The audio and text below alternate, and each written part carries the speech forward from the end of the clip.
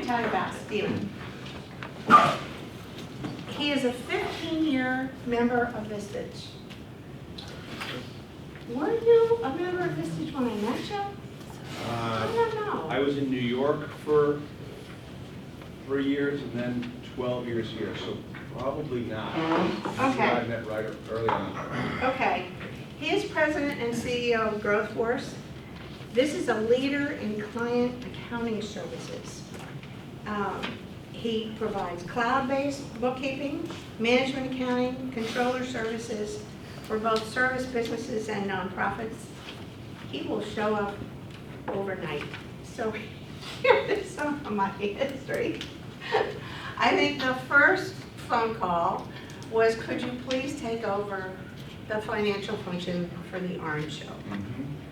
So I see him every year at the Art Car Parade because you still do it, don't you? Yeah, that's our favorite client. Seriously. Well, you know, the Orange Show, everybody. Beer Can House, Orange Show, Art Car Parade. Anyway, so that tells me something about Stephen for being the CPA, CGMA that you are. He loves a good arts organization. He also stepped in for one of my members who runs a bakery. I also called him when a shipyard was in trouble, and he just steps in and straightens it out. I'm so grateful. Anyway, he's a repeat Inc. 500 speaker. He's motivating business owners and as well as the advisors who serve those business owners on a practical how-to approach to help businesses run better, grow faster, make more money. He's familiar with EOS. He knows that most of you guys are running on EOS and that you have explicit scorecards, so this is right up your alley.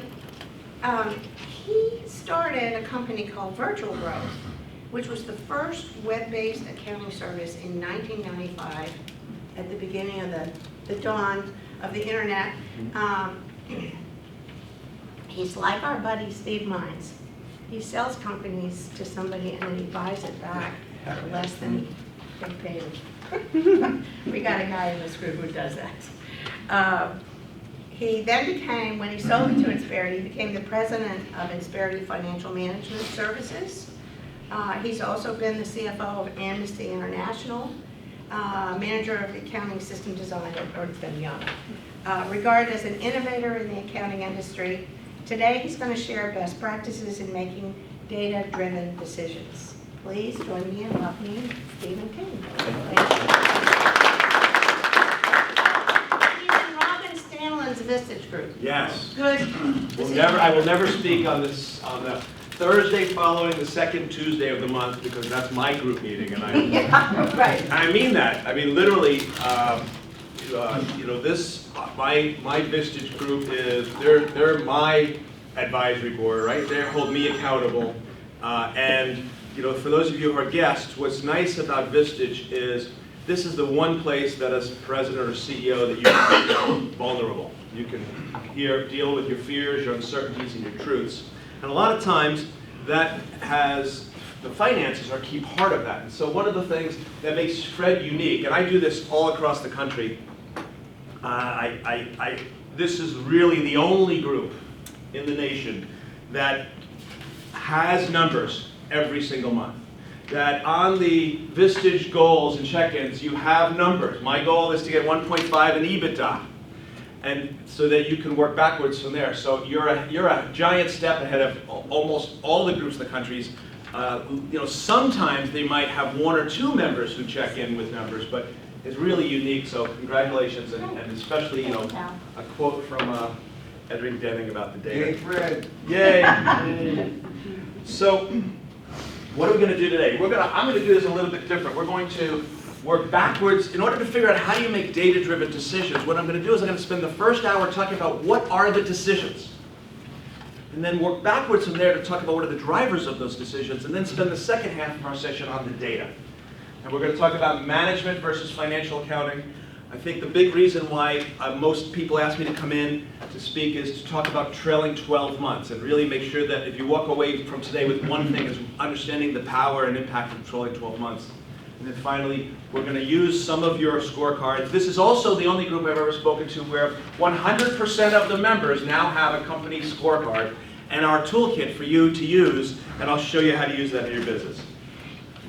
So, by the way, my phone is my clicker, right? So I've got 130 slides. We're not going to go through all 130 slides today. But what I like to do is I like to try and make this as interactive as possible. It's a lot more valuable to you. It's a lot more fun for me. And so I can jump around based on the conversation we're going to have today. So if you see that things are not in the exact order, and there's something that I jumped over that you want to talk about, let's go back to that, just because I'm going to follow your flow to make it more valuable. At the end of the day, we're going to give you, there's a sign-in sheet where we've got a lot of content for how do you help run better, grow faster, and make more money, and how do you improve cash flow, how do you reduce the risk of fraud. We've got CEO's guides to reducing fraud, to improving profits, and this is our new one that just came out. It's our management report matrix, which lists the decisions. It's driven off of this presentation, which is why I shared this with you first. And then here are the decisions we're going to go about today, and then here are the reports that will help you enable those decisions as a starting point. So if you're interested. I have a question. I get emails from you that give me links to that. Do I get that just because you're being nice to me? No. How do these guys get this? Because I got your name 14 years ago, Okay. and now you're on our list. Oh, Unless so if you I hit just on get on your list, you'll get the Unless you hit email. unsubscribe, you're going to get every 2 weeks we'll send you something. Okay, thanks. And that's, we'll share all this with you guys. All right.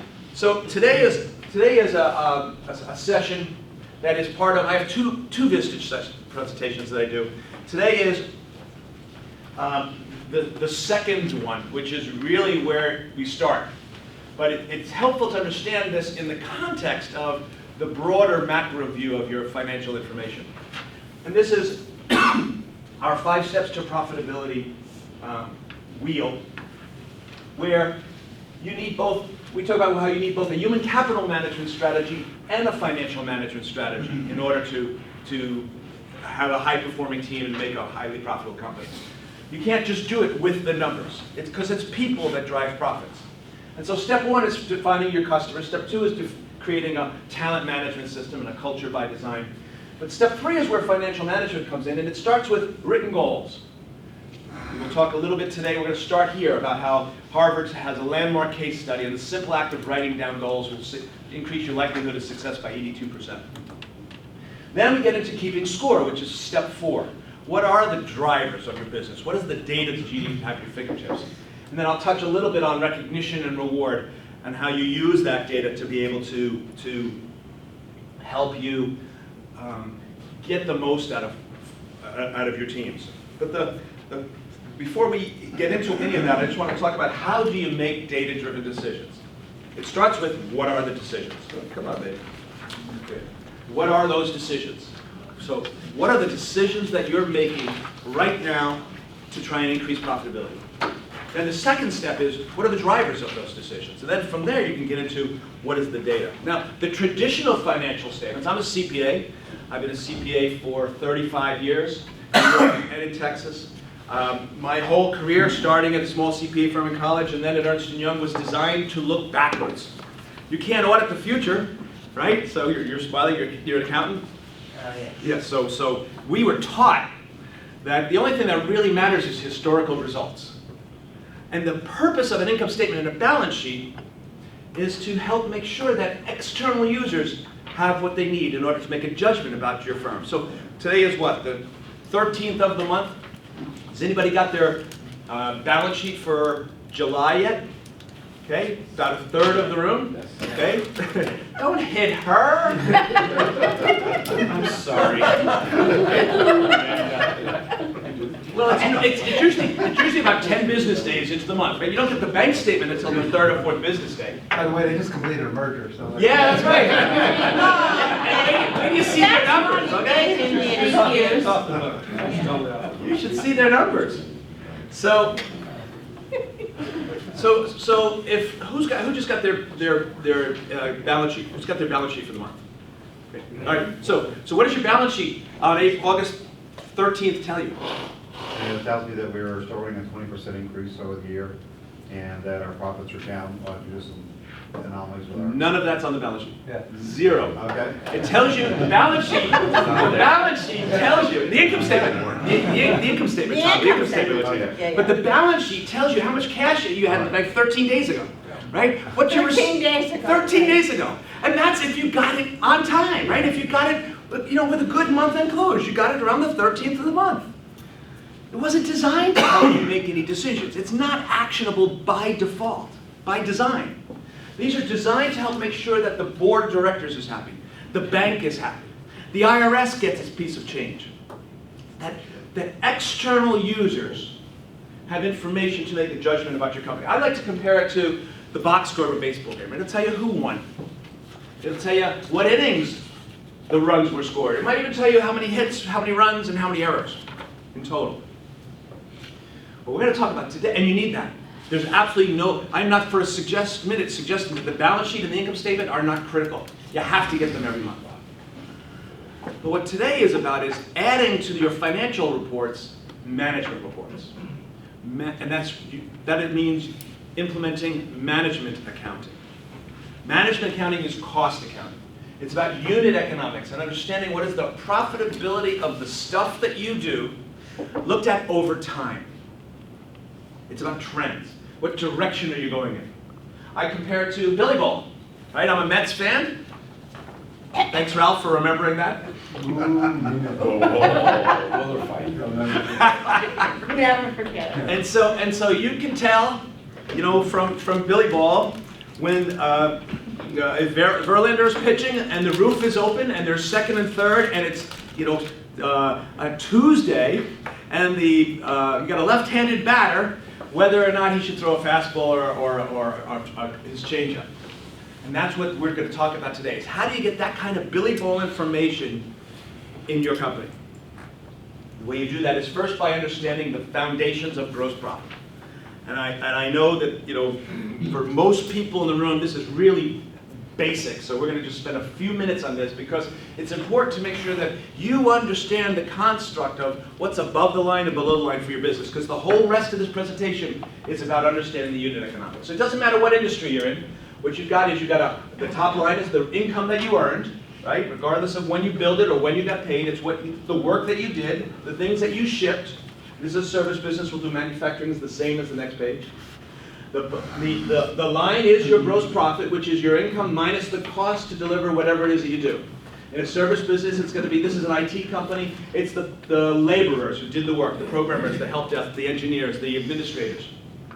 It's also the materials, the cost of the stuff that you did. Everything else is below the line. It's overhead. Your sales cost, your HR, your accounting, your IT. Same thing in manufacturing. Doesn't matter what industry you're in, you're going to have above the line costs, the laborers, the cost of the people who are working on the factory floor. You're going to have direct materials, the cost of the materials that are in the product, and everything else is below the line. So, usually I've got one great question that comes out of this chart. And what I like to do is make sure that for your business, you understand what's above the line, below the line, because it's gray in a lot of ways. But there's one question that usually people ask. You can ask a question. Sorry. Maybe the cost of sales or? About cost of sales, yeah. You know, where does that land in there? Your sales guys. Yeah. You sales guys, that's the question, right? Cost of goods sold, by definition, says the cost of the sale, right? Why aren't sales, let's go back to the slide before, why isn't the salespeople up in cost of goods sold? Because the definition of above the line expenses is the cost that you incurred that the customer is paying for. They're paying for your product. They're paying for your service. And nobody pays a sales rep. No customers are paying for the work that the sales rep did. The sales rep creates an opportunity for someone else to deliver value to a customer. So why is it called cost of goods sold? It really should be cost of goods shipped or cost of services provided. The phrase is confusing. But you need to have those selling expenses in the math in order to be able to see what the real margin is.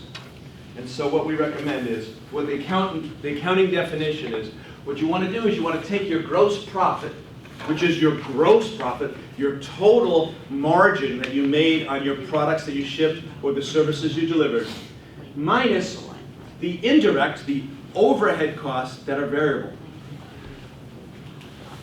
That would not have happened without that customer, without that service. Sales commissions being the most common example of that. You take your gross margin minus your indirect variable expenses, and that gives you what's called contribution margin. That's the amount that each one of those products or services contribute to generating profits, contribute to paying overhead. Now, most people think cost of goods sold is all variable, right? That's all the above the line costs are all the variable costs. You can have overhead costs that are variable. I just had one where there was a company that had to rent some space because they needed to house some people for this big job. Another one, they had to build an integration between their IT system and the SAP system of their Fortune 1000 client. It was an IT cost, it was a variable cost. But it wasn't above the line, because above the line is direct. It's what the customers are paying for. And that construct is really important to understand. Let me make sure we stop there. Yes, thank you. John. So this contribution margin, is that a good way to look at, you got multiple business segments in an organization, and you're just kind of willing to throw the shared expenses, you don't want to go through a complete allocation Yes. of all that stuff. If you throw that out of the window, then that'll really tell you what each business segment is producing. 100%, exactly right. It takes into account the net contribution that each segment or product or line contributes to the recapture of overhead or paying profits. And then there's some nuances with how revenue is recognized too, right? If they prepay or they do certain things, the cost of goods sold follows that same logic. Let's talk about revenue recognition for a minute. The timing of when somebody pays you should have nothing to do with when you record the revenue. Right? So if somebody prepays for a year, you're only going to recognize the revenue that was earned. So 1/12 if it's even. But the matching principle of accounting is exactly, Ralph, what you just said, which is you want to match the expenses in the time period that the income was earned. Okay? So if you got a prepaid contract that you need for that income that you are earning that's also prepaid, and you're going to front load the revenue, you're going to front load those expenses. So that's the matching principle of accounting. The expenses follow the income. Question? Well, I've seen it done a couple of different ways, and both of them are very valid. But sometimes you'll take your PP&E and throw it into the divisional operating income statement just to look at the profitability of the specific division. But most people who are only focused on financial data don't seem to recognize it and just look at the EBITDA portion of it, not understanding the cash component, the PP&E that's involved from the balance sheet. And I think you get a lot more value when you really start rolling your PP&E up into your income statement on a division-based level before you go to the below-the-line cost. Yeah, I mean, your joint cost allocation is what you're talking about. Translate that. Yeah, okay, so overhead allocation. Thank you, Fred. Overhead allocation is what you're talking about, or in this case, plant, property, and equipment allocation, right? You are going to go out and spend some significant dollars on CapEx or your plant, right? First off, when you're making those kinds of decisions, right, you want to, forecast out what the return is and discount that back to be able to make a data-driven decision on plant. But what's your name? Jim. Jim is saying here is, if you stop here, right, you get to the contribution margin, you're going to miss the cash flow effect of having investments in assets, plants, that are used for that business. And so I agree with you completely. If you really want it, you can take this all the way down to your net income and look at your indirect overhead costs by division. What I'm talking about here is the unit, right? I'm going up a higher level, down to the individual. What do you do for a living? Energy, Energy. But what's your product? liquefied natural gas. Okay, so LNG. So your unit is probably per gallons delivered. Yeah. Right? So what your contribution margin is looking at is the costs to deliver that gallon to a customer. You're going to want to take the cost of that plan and allocate that because it's part of what you need in order to deliver it. So, but the nice part here is, are you a publicly traded company?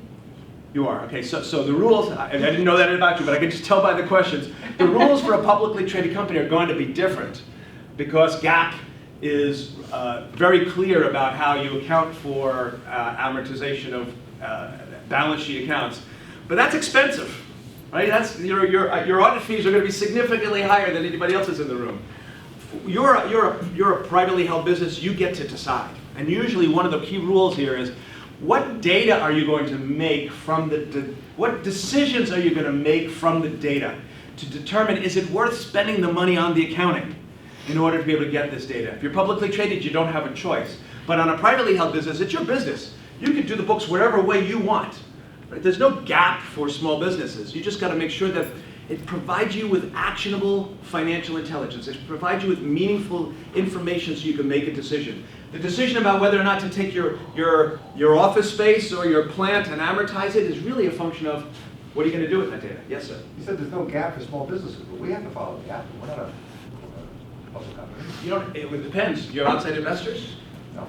You don't have to follow GAAP. You probably follow what they call modified accrual-based accounting, right? Which is basically you're going to recognize revenue when it's earned. You're going to recognize accrue expenses when they're incurred, so that the financial statements are meaningful. But you could choose to do cash basis reports if you own the business. You wouldn't because you're a smart business owner. That's a dumb decision if cash basis is usually not going to give you the information you need. But there's no rule that says you've got to follow GAAP as a small business. Yes? In the indirect expenses, I used to include things like co-op advertising, and if I wanted to grow, I invested in more sales reps. Mm-hmm. So I had salaries So that's going to be, in my indirect. you're going to have your customer acquisition costs. If you can Right, say, that's what I'm calling it. Yep, I'm going to pay money to acquire this customer. I would not have paid this money if I didn't have this customer. Right. Right? Then I want to assign that to that customer so I can see the net contribution that that customer makes. But it's not, the customer's not paying for that. It's not about the But life. isn't it on the way to contribution line? Yes, it's in your indirect. It's in there. It's So like co-op advertising, in some businesses, is a giant number. Yeah, it's an indirect expense. It's a sales and marketing expense. Okay. But you want to assign it to the customer. And that's often what I see as the mistake is people stop at gross profit. They don't take those additional costs that you had for that customer into account. Or they move these indirect expenses above the line, and then when you try to make pricing decisions, you've got... That's the issue. Yes. Pricing. Is this for a service business? You've got another one for a manufacturing? Yep, let's do manufacturing. Come on, babies. Work with me. Okay. Same construct. Above the line is the cost of the work that you did. Then why would rent and utilities not be included in the cost to sell the product? Because the utilities in the factory space are specialized for it. I would, if you were, this is a home builder example, so, but I would absolutely include the cost, lights on, Okay. 100%. Yeah. Your product is the shop floor, What's that? okay? All right. So now the next thing is, once you understand the definition for your business, the next thing is to understand is, what are your units? In your business, what do you make? What do you make? Polymer components, Polymer components, okay? plastic parts. Okay, good, thank you for explaining that. Thank you. Translate, buddy. So how many SKUs have you got, or you part?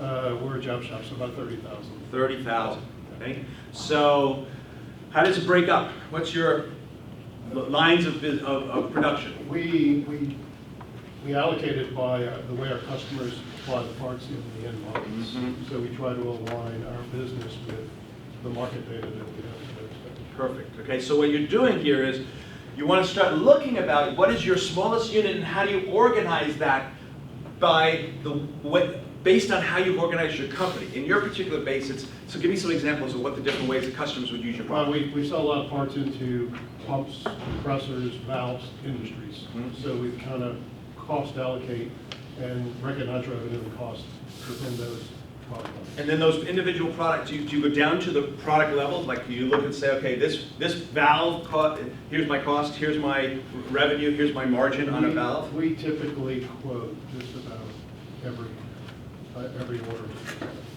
Per product, Or per batch. per batch. So So is it, if a customer orders 50 one month and you order 100 the next month, that's two different price points. right. So what's your smallest unit? So the first thing you want to figure out is One. One piece, that's what I was trying to get at. Sorry, I wasn't asking the question Okay. very clearly. So what you want to do is, first thing you want to do is you want to figure out what is your smallest unit, the smallest unit of measure. Then from there, once you understand the economics of your smallest unit, then you can aggregate that into batches, customer types, locations, industries, whatever it is that works for you. So so here's some examples, right? Your customer or job per product delivered. So in your case, it's a part per, if you don't have it at that level, employee, team, department, or even hour paid. And you can have multiple. You know, for us, we're a service business, so we do a profitability on a per customer. I do a profitability on a job within a customer. I do a profitability by team, and then I do a profitability by what kind of work are they doing. So take a minute. First thing is, what is your smallest unit? What's your unit economics? And let's capture that, because we want to come back to that later on. Anybody have questions about what their unit is? Yes. Okay, great. Thank you, Jim. Tell me what you do. Healthcare. Yeah, well, we help pharmacies that make customized medications. So we You help support- pharmacies that do customized medications. Okay. So we support them with training, education, that's a piece. We supply them with products, equipment, devices, things that they need, education, training. Those are our main things. So primarily a service business? For the most part, but I think our revenues are driven primarily by selling products to customers. Do you make the products or do you resell them? So the biggest chunk of our revenue comes from things we actually make, and then maybe 40% of our revenue comes from things that we buy in big quantities, repackage in smaller quantities. Okay, so this is a great example of having multiple units, Yeah. right? You got 2 lines of business, right? Three, okay? You got 3 lines of business, right? You got a service business, you got a manufacturing business, and a distribution business. Is that Education business. Well, I would put that in a service, right? They're totally different businesses. They're going to get run differently. You know, his manufacturing is going to be completely different from an IT company, right? The same thing, except you got it all inside the same. First, I would look at it, I would say, your smallest unit is going to be on the service item that you deliver, as well as the product that you're selling. And then you can roll, then there's another line which is going to be the customer or the client and the services that you deliver. So it's like you're going to have 2 different ways of slicing. Does that help? It helps. I need more help. Yeah. Okay. So what you're saying essentially is what we should do is, from a measurement or metric standpoint, look at each of those units separately, figure out the lowest common denominator, smallest size for each one, and calculate those differently. Exactly, because then what that allows you to do is to roll that up to the customer level, to the product line, to whatever way you've organized your org chart or your company. Thank you. And then look at that working backwards from what are the decisions you're going to make. By the way you organize your company, what kinds of, what decisions is your sales and marketing going to make? And that will help you determine, if working backwards from the decisions will help you determine how much time and energy to put into the accounting for that. And that brings us to what those decisions are. So when I started doing this Vistage presentation, it's 3 years ago now, my first thought was, you know, what happened was I created this company scorecard for my group. We got a guy named Craig Kramer came to speak to our group. Right? You had Craig Kramer speak here? Yeah. He came twice to my group. He changed my life. I mean, he literally, I got the first time I heard him, I was like, oh, this is phenomenal. I'm an accountant, I never heard this before. So I got a software background. I went back and built this scorecard and gave it out. You brought it, showed it up with my group and did a check-in. And then, half of my group was like, can you help me? Right? We all heard Craig Kramer say the same thing, but we didn't actually do anything about it. And so I created this thing for my group, and then Robin went to the other chairs in Houston and said, Steve's got this great scorecard, and then we started doing this for other chairs. And then John Yonkers, who kind of was the grandfather of the Vistage group, he's like, you need to do this full time. I'll send a message out to ChairNet, and I'll have you busy all across the country. And so I started doing that, and I thought, I don't know, I have much to offer to Vistage groups. So I thought, let's start with doing an inventory of the decisions that people make. So in a group this size, what I used to do is go around the room and spend the first half hour. The pre-work in those days included, what is the decision you're about to make? We're going to discuss that in the beginning of the meeting. And so after doing that, I'm a data junkie, right? So after doing that for about 6 months, I got enough data to be able to figure out that the decisions that the Vistage chairs were making fell into these core 4 decisions. There's obviously there's hundreds of decisions that you're making every single day. They're the Vistage members. The Vistage members. Right. But what I found was that the big ones fell into 4 areas. The first was pricing.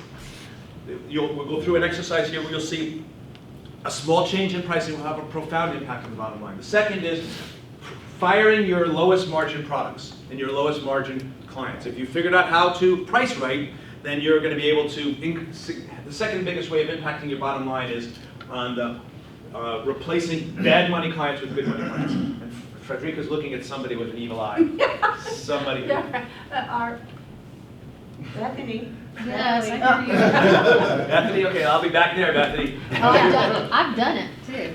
Okay, how do you spend money to make money? Where do you get the biggest? How do you figure out if you're getting an ROI on your sales and marketing, which is the hardest of the 4? And then fourth is, how do you increase the productivity of your people? In most every business, payroll is either the number 1 or the number 2 expense in the business. And a small change in productivity in the outputs of those people can have a profound impact on the bottom line. Now, what was interesting was that one of the first decisions that anybody made had on the list was always, I got to cut costs. Right? How do you want to increase profitability? It's like, I want to get lower health insurance because it's killing me. And so that's clearly a critical decision to increase profits, but I don't put it on the list because there's no leverage to that decision. If you lower your health insurance costs by $10,000, you increase your profits by $10,000. Whereas these 4 decisions have a multiplier effect. And so that's why we spend our time focusing on these 4. So the first is, let me go back a second. Pricing. So I know, Leonard, before we started, you wanted to get to this particular thing before your 9:15 budget call, right? So what's your margin? What's your average gross profit margin across the business? 60%. 60 in manufacturing? Operating margin. Oof. Gross profit margin. Wow, I've never had a manufacturing person give me that answer. All right. So. Well, he has to get a return on assets too. He's working on trying to get a little bit. Yeah. I don't even have 60% on my chart. You're off the charts. So you're off the charts, literally. All right, so do you guys know what your margins are? On the stuff we make, it's probably right in there too, yeah. Yeah. So the other service business. Service side, we don't know. Yeah. That's a good question. So I'm gonna I mean, say if you take our engineering 35. costs, which is a heavy part of and move it up, it gets more reasonable. I mean, our net contributions are about 50 to 53%. okay, so let's use 50%. Okay, so if you've got your income is $1 million, and you have a gross profit of 50%, that means you get $500,000 of profit, right? That means you get $500,000 of cost of goods sold, is what I should say, right? If you have a 10% discount, your revenue goes to 900, your cost is say 500, your margin now goes to 400, you've got to sell 25% more business in order to make the same gross profit dollars. And I have this little spreadsheet here. Anybody else want to see the impact on their business of what a discount does to the bottom line? Somebody give me a shout out of gross profit percent. 40%, okay? So,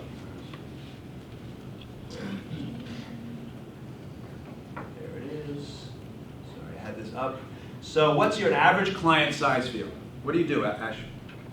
We have, apartment business. Okay, so what's a building, what is a building Average rent, per unit or per year? for the property? For the property? It varies. For Let's properties say, here, around. let's say 110,000 110,000. Okay, for a smaller property, per month, collection. okay, so 110, you got a year lease? Yes. That's it, Okay, so your one customer's gonna give you about, one property's gonna give you about 1.3 million. You've got a 40% margin. If you have a 10% discount, that's not showing up. That's not helping you, is it? No. That sucks. Well, I'll do the math here. I was wondering why, we're gonna have to fix that on the break. So you got 1.3 million in revenue, right? Your 40% cost of goods sold, you're gonna just round number, 800,000, you got $400,000 of gross profit, right? That's actually a little 528, 500, I'm just gonna use, right? If you give a 10% discount, you're gonna go down to 1.1, still have the 800, now you've got 300,000, you've gotta sell 33% more business in order to be able to get the same revenue. The single biggest driver on causing any cash flow problem for most businesses is the impact of this slide. If you're, based on your margin, a small change in price has an outsized impact on the bottom line. And the reason is because nothing else changes. Right. Your costs are stagnant. And so, depending on your margin, the smaller the margin, if you got a 30% margin, you give a 10% discount, you got to sell twice as much business in order to generate the same gross profit cash. Yes. Yeah, but in the real world, what we work in today, you've got competition, you've got deteriorating pricing, and your pricing power is not that leveraged. I'm not suggesting that discounts aren't real. I'm suggesting that you need to make a data-driven decision when you offer that discount. And what most CEOs that I talk to are not aware of, that if you got a 30% margin and the sales rep, have you ever had a situation where a sales rep comes in and says, this is a competitive situation? Yes. And has that ever happened? No. I need to give a discount, and you know what? We'll close the deal, we'll make it up down the road. Yeah. And after sale, right? They'll make referrals, they'll be a marquee client. We've got people sitting on the beach, we might as well keep them busy, let's close the deal. I'm not saying you don't ever give the discount, you just need to know that if you give that 10% discount and you got a 30% margin, you're gonna be challenged to hit your bottom line. And that's usually what happens is a lot of CEOs, smaller ones maybe in particular, will come in and say, yeah, I got people sitting on the beach. I'd rather keep them busy. Let's get the deposit check, I need the cash flow. This is what causes the cash flow problems. That's the point I'm trying to make. Now, let's come back to your point though, which is, are you selling a commodity? Yes and no. Okay, because if you're selling, in the areas that, Proprietary and commodity. I'm sorry? We have both proprietary and commodity. So in the areas that you're selling in a commodity, you're going to get driven by the market, right? You can't control the LNG prices, right? Do you have any pricing power in the marketplace? You do. Okay, so then the variables become external.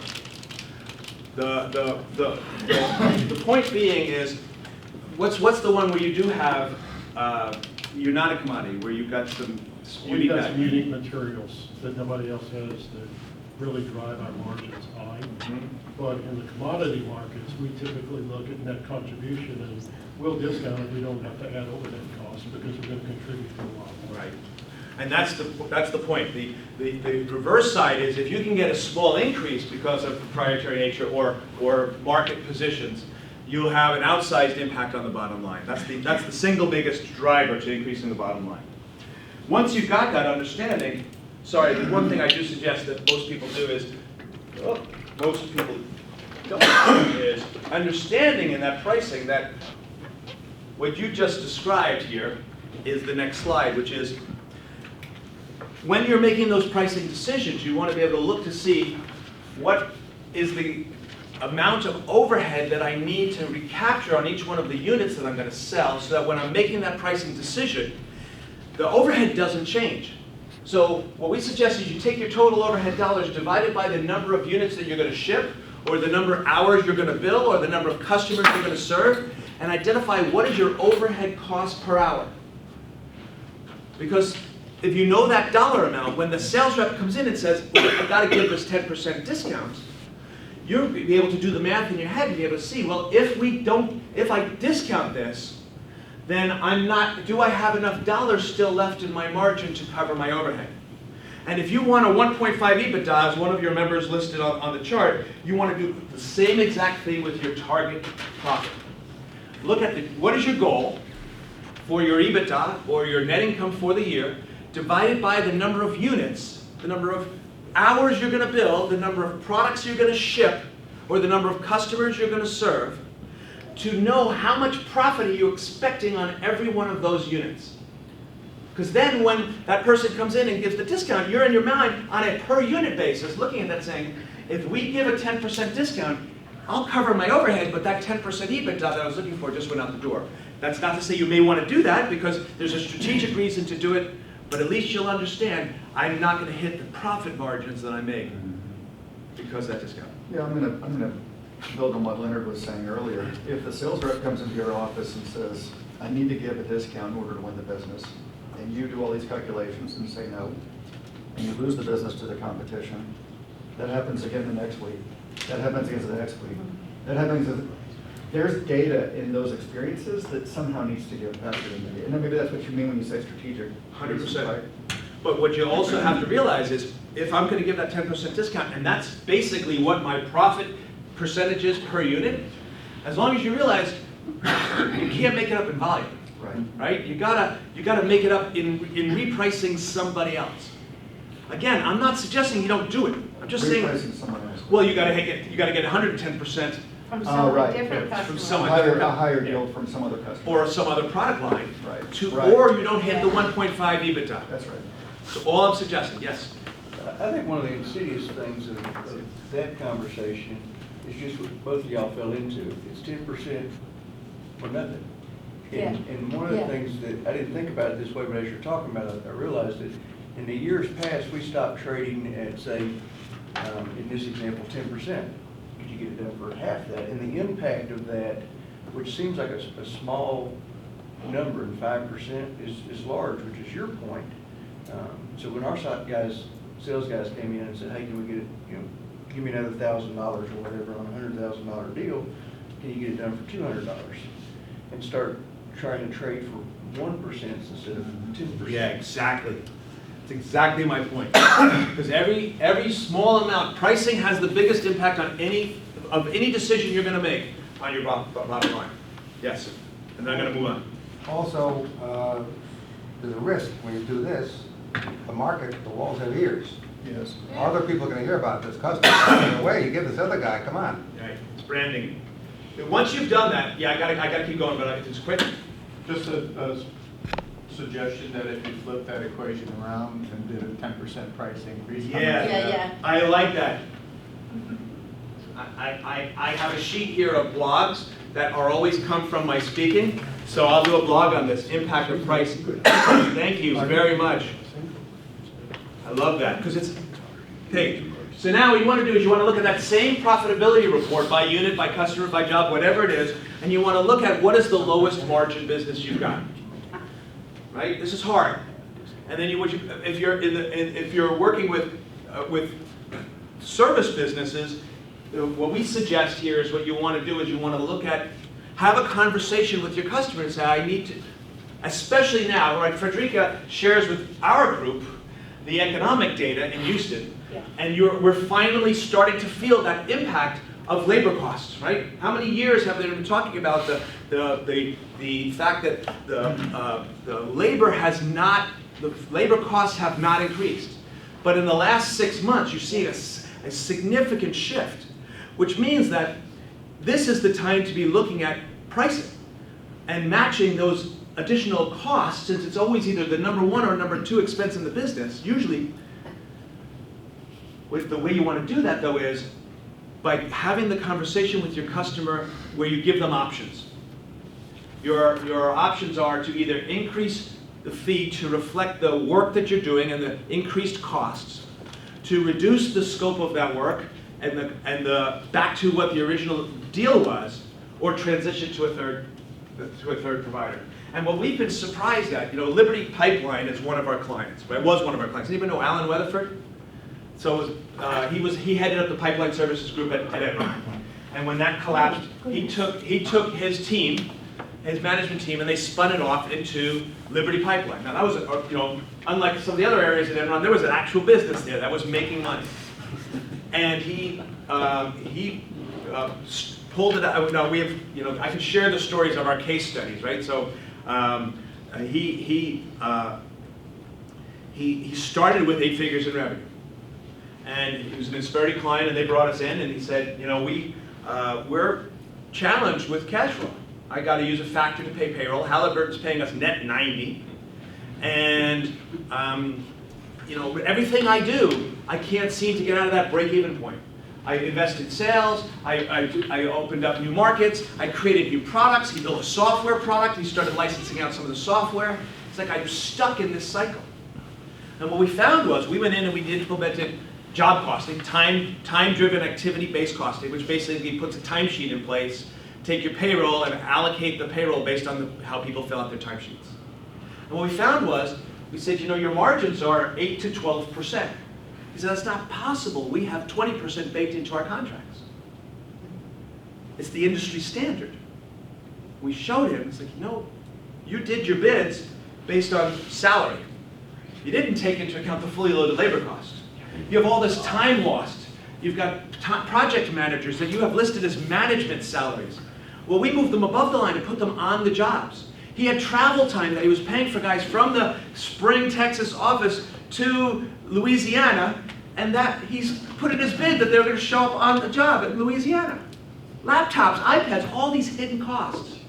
And we said to him, he's like, they're never going to agree to this significant of a price increase. I said, well, you got to go in and you got to say, here's the value that we're offering. Here's the real costs of doing the job. I can take the project managers off. You guys can pay for the laptops and the iPads, or I got to transition to somebody else because I'm not making any money. And I've done this. Tag One is another case study. Same thing. Apple was their client. Their most expensive people were working on the job. Like many business owners, they thought their biggest client was their best client when this was the one that was dragging down their profits. And what we found is 86% of the time, when you provide the client with options, if you do good work and you can demonstrate what this value is that you're offering, they'd rather stay with the devil they know than switch to another service provider. Alan sold his business for 8 figures 2 years later. Tag One had $1.5 million in net income after the first year of repricing their jobs. By getting rid of the lowest margin clients and taking those people who are working on the low margin clients and putting them on the clients that are properly priced, all of that goes right to the bottom line. Yes? Is there a pretty simple way to do, I know you talked about just kind of walking things through payroll-wise. Is there a simple order level metric to do to determine cost to serve? Do you just do like an 80% or? No, so the nice part is that the technology today, what accounting system are you in? We just use QuickBooks. Okay, QuickBooks. This tells you how easy this is. The software today allows you to track time on your phone. I've got another case study client using QuickBooks, a construction company in Ohio. We put T-Sheets, which is a time tracking system, on your phone. To me, the best time tracking system you can get, it'll sync with any accounting system. So that a guy gets into a bulldozer in the morning, puts on his hard hat, straps in, opens up his phone, hits start, selects the job he's on, selects what piece of equipment he's on. On his break, he hits break started, break done, the end of the day, day over. That all then goes into QuickBooks or any accounting system, and then using Intuit Payroll or Insperity Payroll, it'll automatically allocate that labor cost by customer, by job, by service, by class, by whatever way you've tracked your time. And then now you post that back inside QuickBooks, you've got profitability by customer, by job, by service, by class. And the magic, though, is in the time tracking system.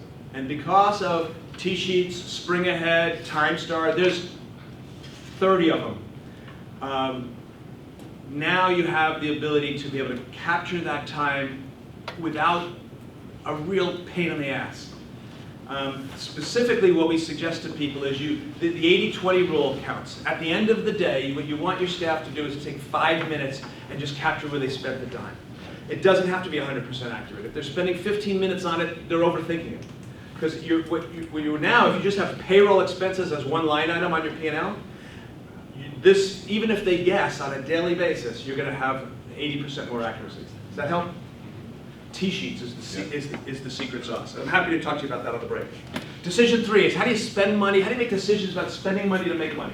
First is understanding what is the difference between lifetime value and customer acquisition. Lifetime value is the contribution margin of each customer times the lifetime that they have with you, number of years, number of months. The cost to acquire, the next thing you want to know is the cost to acquire a new customer. So that's really simple. It's your total sales and marketing divided by the number of new clients that you're bringing on. If your business is primarily about getting new business from existing clients, then do 2 math. Calculate it both ways. Calculate it on the investment that you're making, the number of new jobs you're going to get from existing clients versus how many new clients you're going to bring in. And you need that math because what you want to be able to do is you want to be able to see how long does it take you for each new customer to break even. So, question? No, it's fine. So the first thing here is, we suggest is your chart of accounts, you should break up your chart of accounts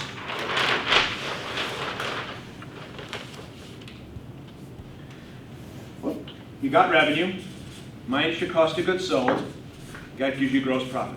Now what we suggest is in the remaining overhead accounts, what you want to do is you want to have your sales and marketing expenses separated out together so you can quickly see what does it cost you to do this math. Then the next group is your general and administrative expenses, your nut, your pure overhead. And then followed by, finally, your product and industry, anything that's unique for your business. The reason why we suggest this is this allows you to make decisions. G&A expenses are typically not discretionary. So what often people do is when that inevitable downturn is going to happen, where do you cut your costs? On your discretionary spending, which is sales and marketing, which is often the last thing you should be doing when the market turns. So by separating out your product and industry expenses, a lot of that is often discretionary. You don't go to the trade show. You don't invest in new R&D equipment at that time, which allows you to hopefully be able to save some of that dollars for R&D. Sorry, for sales and marketing. But for this purpose, the sales and marketing expenses is just your total expense divided by the number of customers, new customers, to give you a cost to acquire a new customer. Then when you look at that divided by how much margin does each customer bring you, that'll allow you to be able to do the math to figure out how long does it take you to recoup the investment. Now, why that's important is because what are the kinds of, anybody making a sales and marketing decision right now? Yep. Help me out. Yeah. What are you doing? Implemented a Grant Cardone program, which is a sales program, sales every day. Sales training. Sales training Sales online training. every day. So we made a decision to go ahead with it. Good. For half of our business. Good. Now, so you're investing in a sales training tool. Absolutely. And so how do you see what the ROI is on that investment? So we have just started. We anticipate approximately 25-30% increase in our sales through that. We will be analyzing from September 1st, since we have just implemented and we have started seeing few of the results right now. Perfect. We've timing. seen results from someone else very close to it. Mhm. Significant results from their sales.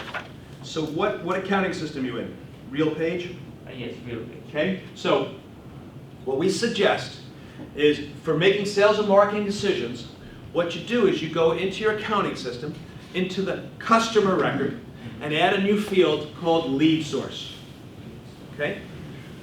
And you probably already have a field called sales rep because you need that in order to pay commissions, right? To figure out who's getting commissions.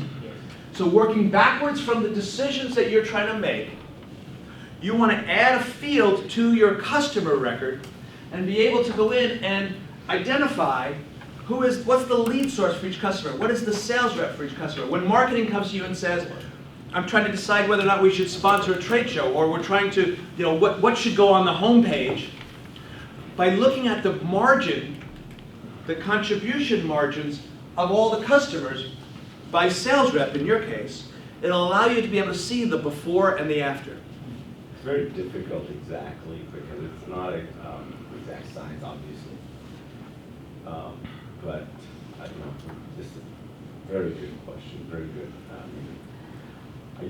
So you're saying, repeat to me again what you said. Sure. I'm still not sure how we're going to be able to figure out what you just said. Okay. I mean, I'm not trying to Yeah. not put you down or anything. I'm myself in a dilemma before we did this, but I saw somebody else getting great results. I know this guy pretty well, and I And it works. trust him, and it's absolutely working. It's not just working. And I've been physically there in his office to see this implementation, and there's two.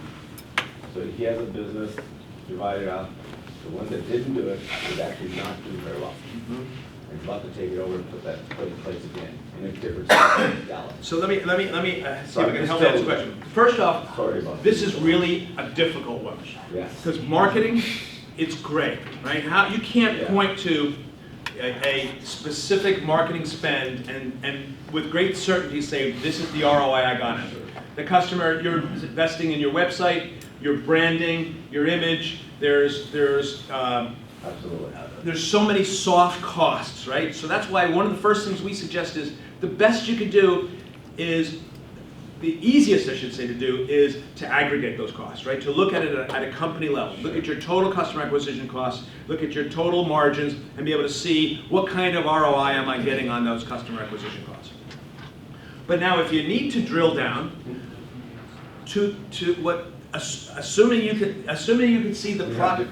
We have different lead source, which whenever any new customer is required, we always say that it is required through these channels. Great.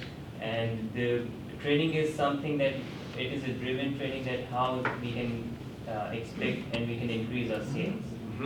So what should be able to happen is if you go back into your accounting system and you have the sales rep here, right? And then compare it before and after. That's kind of what I'm saying. Get it now?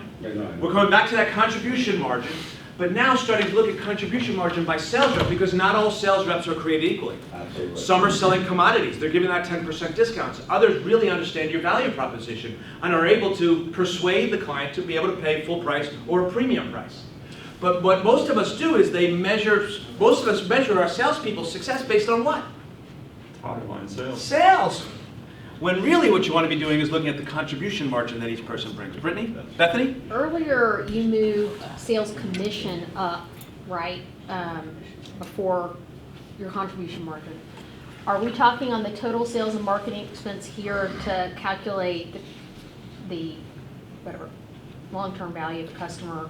Is that including salary of the salesperson and the commission, or Yes. just the salary, the Yes. whole thing? So there's The two whole thing. separate things. So the first thing we did for contribution margin, it was the variable costs, Variable. right? The Right. costs that were related to that customer. Okay, So that was on a per unit basis. this is total. This is total. So your sales and marketing expenses is the salaries, it's the commissions, it's the website hosting, it's the licensing for your CRM, all in. Yeah. Everything. Yeah. Health insurance, all in. So Ash, do you guys tie an individual closing a lead to an individual sales rep? Yes. Okay, Ratio. great. Ratio. Sales closing ratio.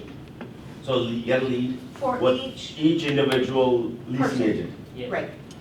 But Yeah. obviously that still means that each individual leasing agent is not created equally, unfortunately.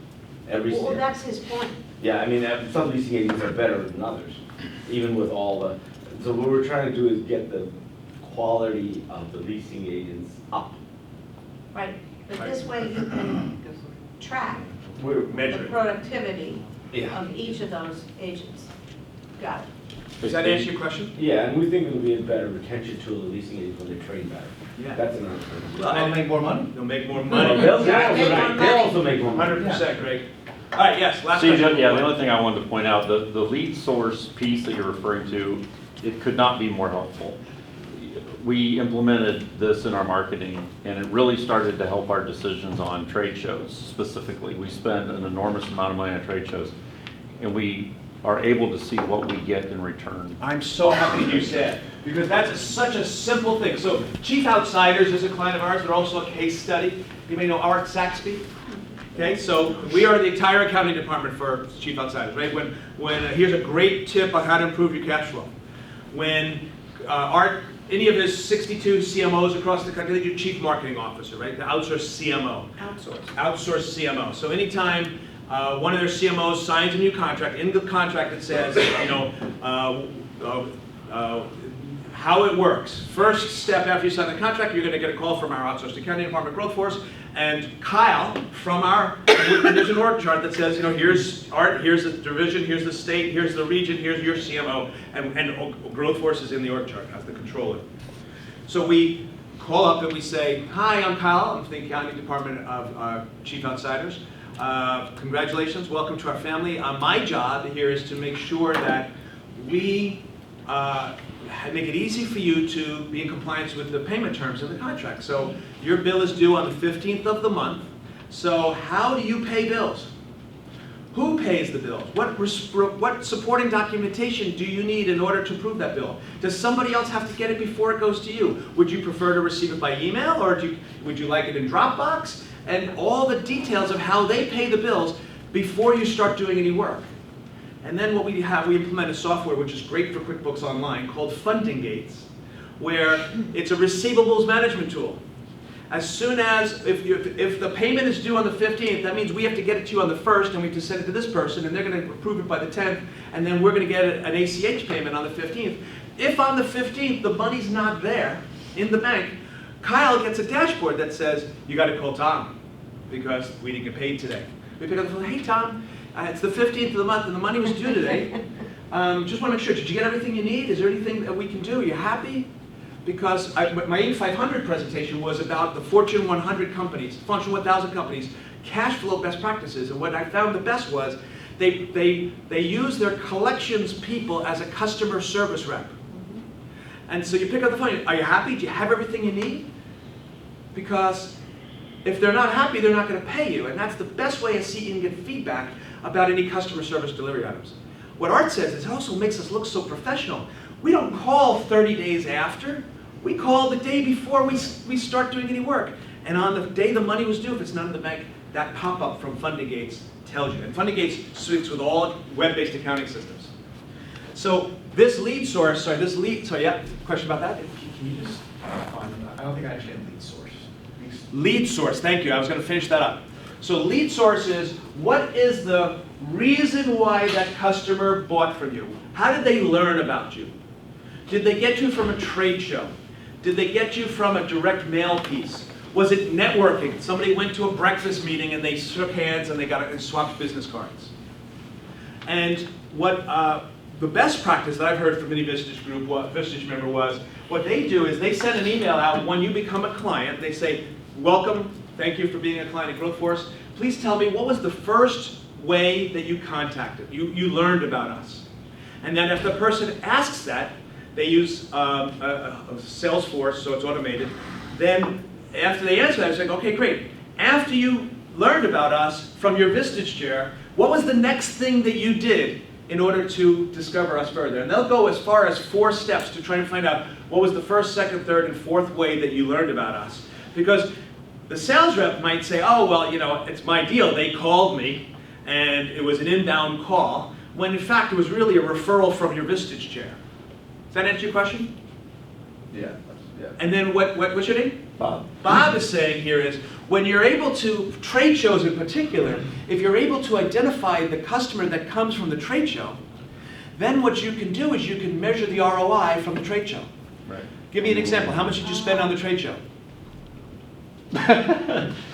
So this year. What accounting system are you in? SAP. Okay. Yeah, so there's a very large packaging show every year. It alternates between Chicago and Las Vegas. We probably average about $80,000 a year to facilitate that trade show. This year, we're going a little above, but we're having some shared costs with another, one of our suppliers.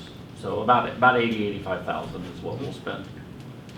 And so how did you measure the ROI on that? So for the last 2 years, we've tracked every single lead that comes out of the show. It's a lot of work, but it pays off. We know every machine, every call, every piece of business that we generated based off the trade show. And if you do this in your accounting system, you can see the profit from the trade show. Right. Not just in your CRM, it's going to show you the revenue. Yep.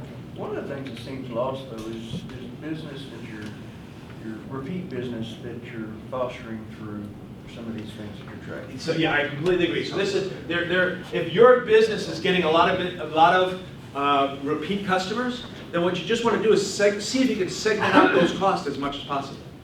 Sales and marketing is hard. This is the one area that it's not black and white. But if you're focused on resources on going back to your existing customers, I would try and segment out those costs that are nurturing follow-on business separate from the cost to acquire new business. If you don't show up at a trade show, That's right. Yeah, that's the other. Yeah. That's exactly right. 100%. You're not in We're business. gonna pick up 80 grand this year. We'll Right. see you next year. That's right. You're not in business. I completely agree. It can hurt your brand. Sir? The last one, yes. So for us, like we'll go to the trade show and we generate a lot of our leads for new customers at trade shows. We did 3 a year, okay, 3 big ones. It may be, the sales cycle for them is very long. So sometimes like 9 months to the year. So we just gotta make sure we go back and know where that originally person came from. Yeah, and just tracking the lead source in the accounting system will get you a real good sense of where that is. Let me just move on because I don't want to lose the second half, which is really your scorecards. The last one, and to me the one that I enjoy the most here is, how do you increase the productivity of your people? First is making a shift of thinking about your people from an expense to an asset. Right? What happens if you want to increase profitability? What do you do to an expense? Cut expenses, right? If you think of your employees as expenses, what that means is you want to pay them as little as possible. You want to get the cheapest possible health insurance. Well, in an environment where you have 3.7% unemployment, that's full employment, right? That means your employees have choice. So instead of looking at that as expense, what we suggest is you want to start to look at employees as an asset where you want to get an ROI, where you want to start investing in those people so that they stay with you a long time. You know, it's let me just see here which slides. I skipped a couple of slides. I want to make sure I get some key points. I'm on the board of the Houston CPA Society and on the Texas Society of CPAs and on the AICPA's Executive Roundtable for about 5 years. And the AICPA, which is the highest body in the land, right, the American Institute of Certified Public Accountants, issued a report through their Certified Global Management Association called Valuing the Human Dimension. And what they suggested, they did the math, they suggested that publicly traded companies need to disclose as a required footnote employee turnover. And the reason they did that is they said they studied there was a direct correlation between the amount of percentage of turnover and profits. Because our businesses are run on tribal knowledge. No matter how good a job we do on documenting, if a member of the tribe leaves, so does the knowledge. And they quantified it, they found that 68% of the value of a business is in its people.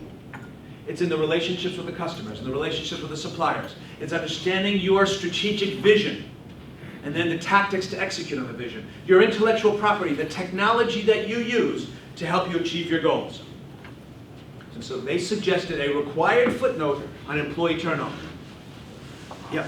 But no, they end up in your G&A and expense line. Yeah, as one P. Right. There's so no. How do you know? It's always those opposing forces and assets that. We're gonna Okay. talk about people's scorecard after the break. What's interesting here is that on the second big driver on productivity is employee engagement. On average, there are 2 hours wasted every day at American businesses. And Right now, I got a text while I was here saying there's 2 slots left in the fantasy football league at work. Are you in? Literally, 10 minutes ago I got that text. And I'm not suggesting for a second that you want to try to get 2 hours back. Because Maslow's hierarchy of needs, we need to belong to something bigger than ourselves. And work is the second most important family we've got. And so you need, your staff, your managers need to have the time to understand what's really going on and to care about your employees. People join companies and they quit bosses. So your managers need to be encouraged, not just giving them the time, but encouraged to engage with their staff. We have, we're an Insperity client, so I learned a lot about this from them. We have an employee engagement budget, $250 a quarter for every team. We've got now 11 teams to take the manager who's got a team of 6 to take their team out every quarter. So, do anything. Last Friday, I took our support team out to Houston Battleground, laser tag. The onboarding team with axe throwing in the woodlands. That's a thing. That's a thing. Another team was in the Crawford boxes the week before that. Why is science so valuable? Because people join companies and they quit bosses. And when your boss gets to know their team on a personal level, they understand that their mother is ill, that their baby has 4 legs, their middle schooler is struggling with bullying. This becomes, then all of a sudden you start to really care about each person. Most people leave because my boss doesn't care about me or my career plan. And the single biggest reason why people join a company, and the single biggest reason why they quit a company is their boss. The second biggest reason is lack of career development. So if you understand those 2 fundamental concepts, you'll significantly lower that turnover cost. The second is getting the productivity, those 2 hours a day that are wasted. 15 minutes a day, 5 days a week, is an hour and a quarter a week. Now I used to think an hour and a quarter, that's lunch. That's not a material number. But when you look at it on a 40-hour work week, that's 3.125% of the week for every 15 minutes a day. Now, my premise here is that you can recapture half of that 2 hours. But even if you only got 15 minutes, for every $3 million in revenue you got, that's $93,000 of additional potential productivity. So if you got a half an hour, and if you're a $30 million company, that's $930,000. If you got a half an hour, that's $1.8 million of potential increased productivity. Just like pricing has a profound impact on your bottom line, a change in the behaviors of your supervisors will help you increase productivity. We're going to talk about that. I was just going to say, when you started talking, it felt like there was going to be a competing tension between, on the one hand, being a great place to work, and on the other hand, telling people to stop goofing off on the internet, right? Because when you tell them that, it's not so great a place to work, right? They feel micromanaged. No, I think you've hit it when you say about engagement. Yes. But the only point, because then it becomes more self-directed as opposed to being pushed by the boss. 100%. But I was just going to offer, aside from baseball games and axe throwing, having a business where there's meaning and purpose to what you're doing, I think is another way that people. That was step 1 and step 2, right? Who is your customer? Why do you exist? And then culture by design. 100%. I strongly agree with you, right? Because Maslow's hierarchy of needs, self-actualization is the top. Right. If you're recruiting for behaviors, people who fit your core values and believe in your mission and your vision and those values, that's going to become where they want, when they wake up every day and their feet hit the ground, they say, I get to do this. Right. I don't have to do this. Right. That's 100%. That's why I start with sharing step 1, 2, and 3. What's really interesting, though, is command and control doesn't work. At my office, all my bookkeepers, my staff accountants are all millennials. And anybody who says, oh, these millennials, they don't want to work, they're missing the boat. My team, if you emailed and says, hey, what's the password for the QuickBooks file? And they're at a party on a Saturday night, they'll be like, hold on a second.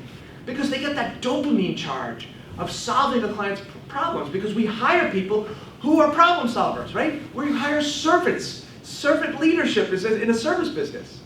But it starts with this Maslow's hierarchy of needs, right? The number one reason why people slack at work. Anybody have any idea? Do they can. Because they can. That's not number one, though. But you have to let them. They have to be self-motivated not to do the fantasy baseball league. And I got to tell you, I'm in on that. I am absolutely in on that. Because it's fun, and I get to, they're going to go to a bar on probably Thursday night, and all sit there and draft picks, and I'll get my 21-year-old son, who's really the guy who knows. But it connects me with people in the office. But what the number one reason why people slack? They're not challenged. We're not challenging. You give them an 8-hour job. We're smart enough to figure out how, through repetition, to get it done in 6 hours, and then spend the last 2 hours on Amazon Prime, getting that dopamine charge if something gets delivered to my house in 48 hours. And the sale on Zappos, and the fantasy football league, and whether or not that relief pitcher should stay on my fantasy baseball league. And what's really interesting is Harvard did this landmark case study that said the simple act of writing down goals will increase your likelihood of success by 82%. And I got this report, and I read it, and it is incredibly boring, poorly written, detailed, dense Harvard report. And I expected to see the first thing, which was writing down goals will get you alignment, gets everybody going in the same direction. That made sense to me. But what I didn't understand was that writing down goals feeds into our need to belong to something bigger than ourselves. Belonging is third on Maslow's hierarchy of needs. The simple act of writing down goals and cascading those goals down from the company to the department, from the department down to the team, and the team down to the individual, gets you discretionary effort from your staff because we don't want to let our team down. We need to be part of that team. It's an innate need to belong to something bigger than ourselves, which is why college football matters so much. I'm from New York. We didn't play football on Saturdays. We played football on Sundays. And I come down here and it's like, whoop, howdy, gig 'em. It's like, what language are you speaking? I asked the same thing. But we all have this need to be part of something bigger than ourselves. So if you can get your employees to understand what success of the company is, how the department's success feeds into the success of the company, how their team in the department feeds into the success of the department, and how they contribute individually to the success of their team. And the secret is, it's in writing. And they can put it on the wall and see it. You're not going to let your team down, your department down, and you're going to feel like, I am making a difference to the success of the company. But the last part is the most important part. Above belonging in Maslow's hierarchy of needs is recognition. And so what you want to do is, you want to use the reports that we're going to review in the second half of this session after our break to recognize and reward the people who contribute the most to profits.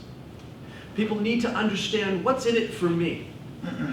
And it's not just cash. Profit sharing is important. That will get you a certain amount of discretionary effort.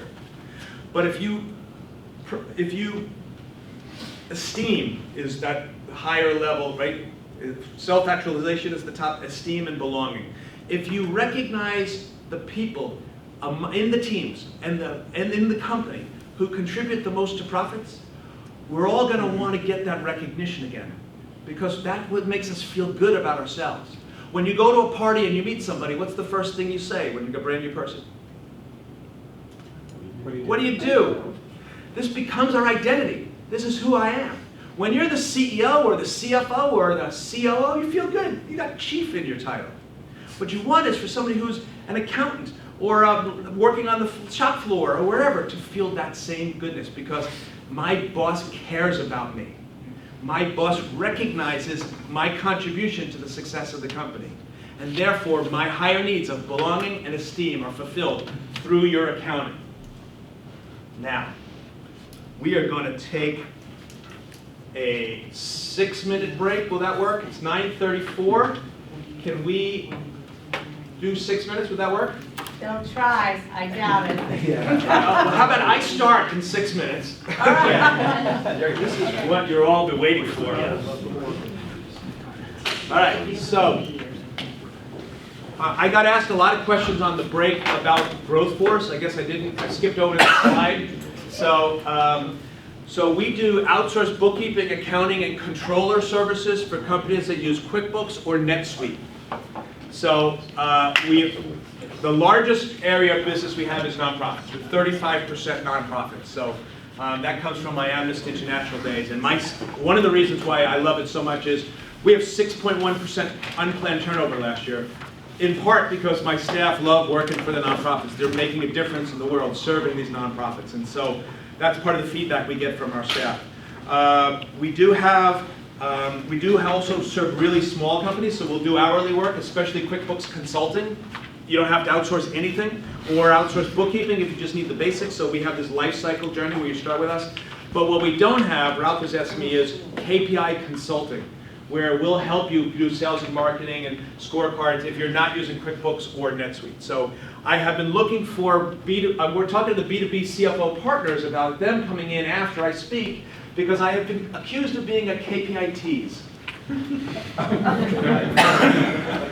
So I apologize in advance for what I'm about to get you hot and lathered about. All right, yeah. So I'm going to give you a couple of Craig Kramer 101s. First is, when you do a scorecard, you only want to have one driver on each scorecard.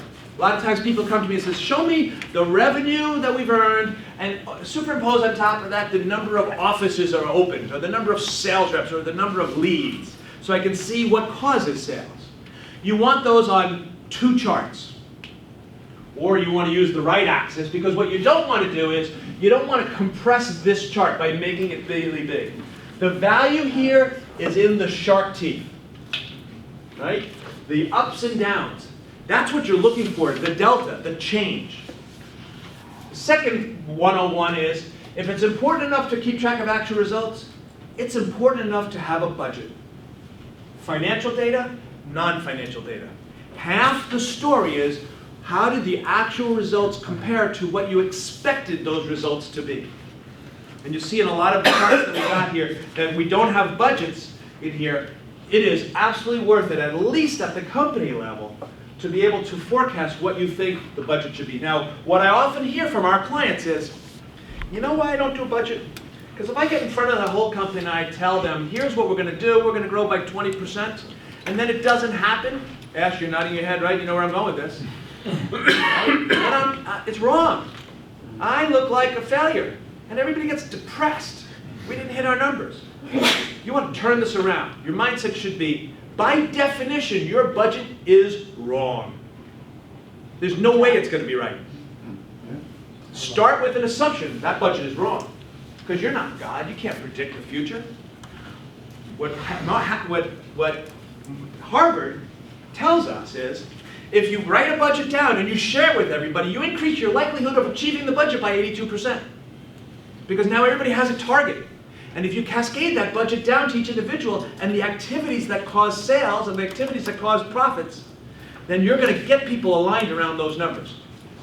Can I ask, the people that don't have a budget, Let's see. for people that don't have a budget, why not? What's the advantage for you of not having a budget? Because he gave you one explanation, but you might have something else.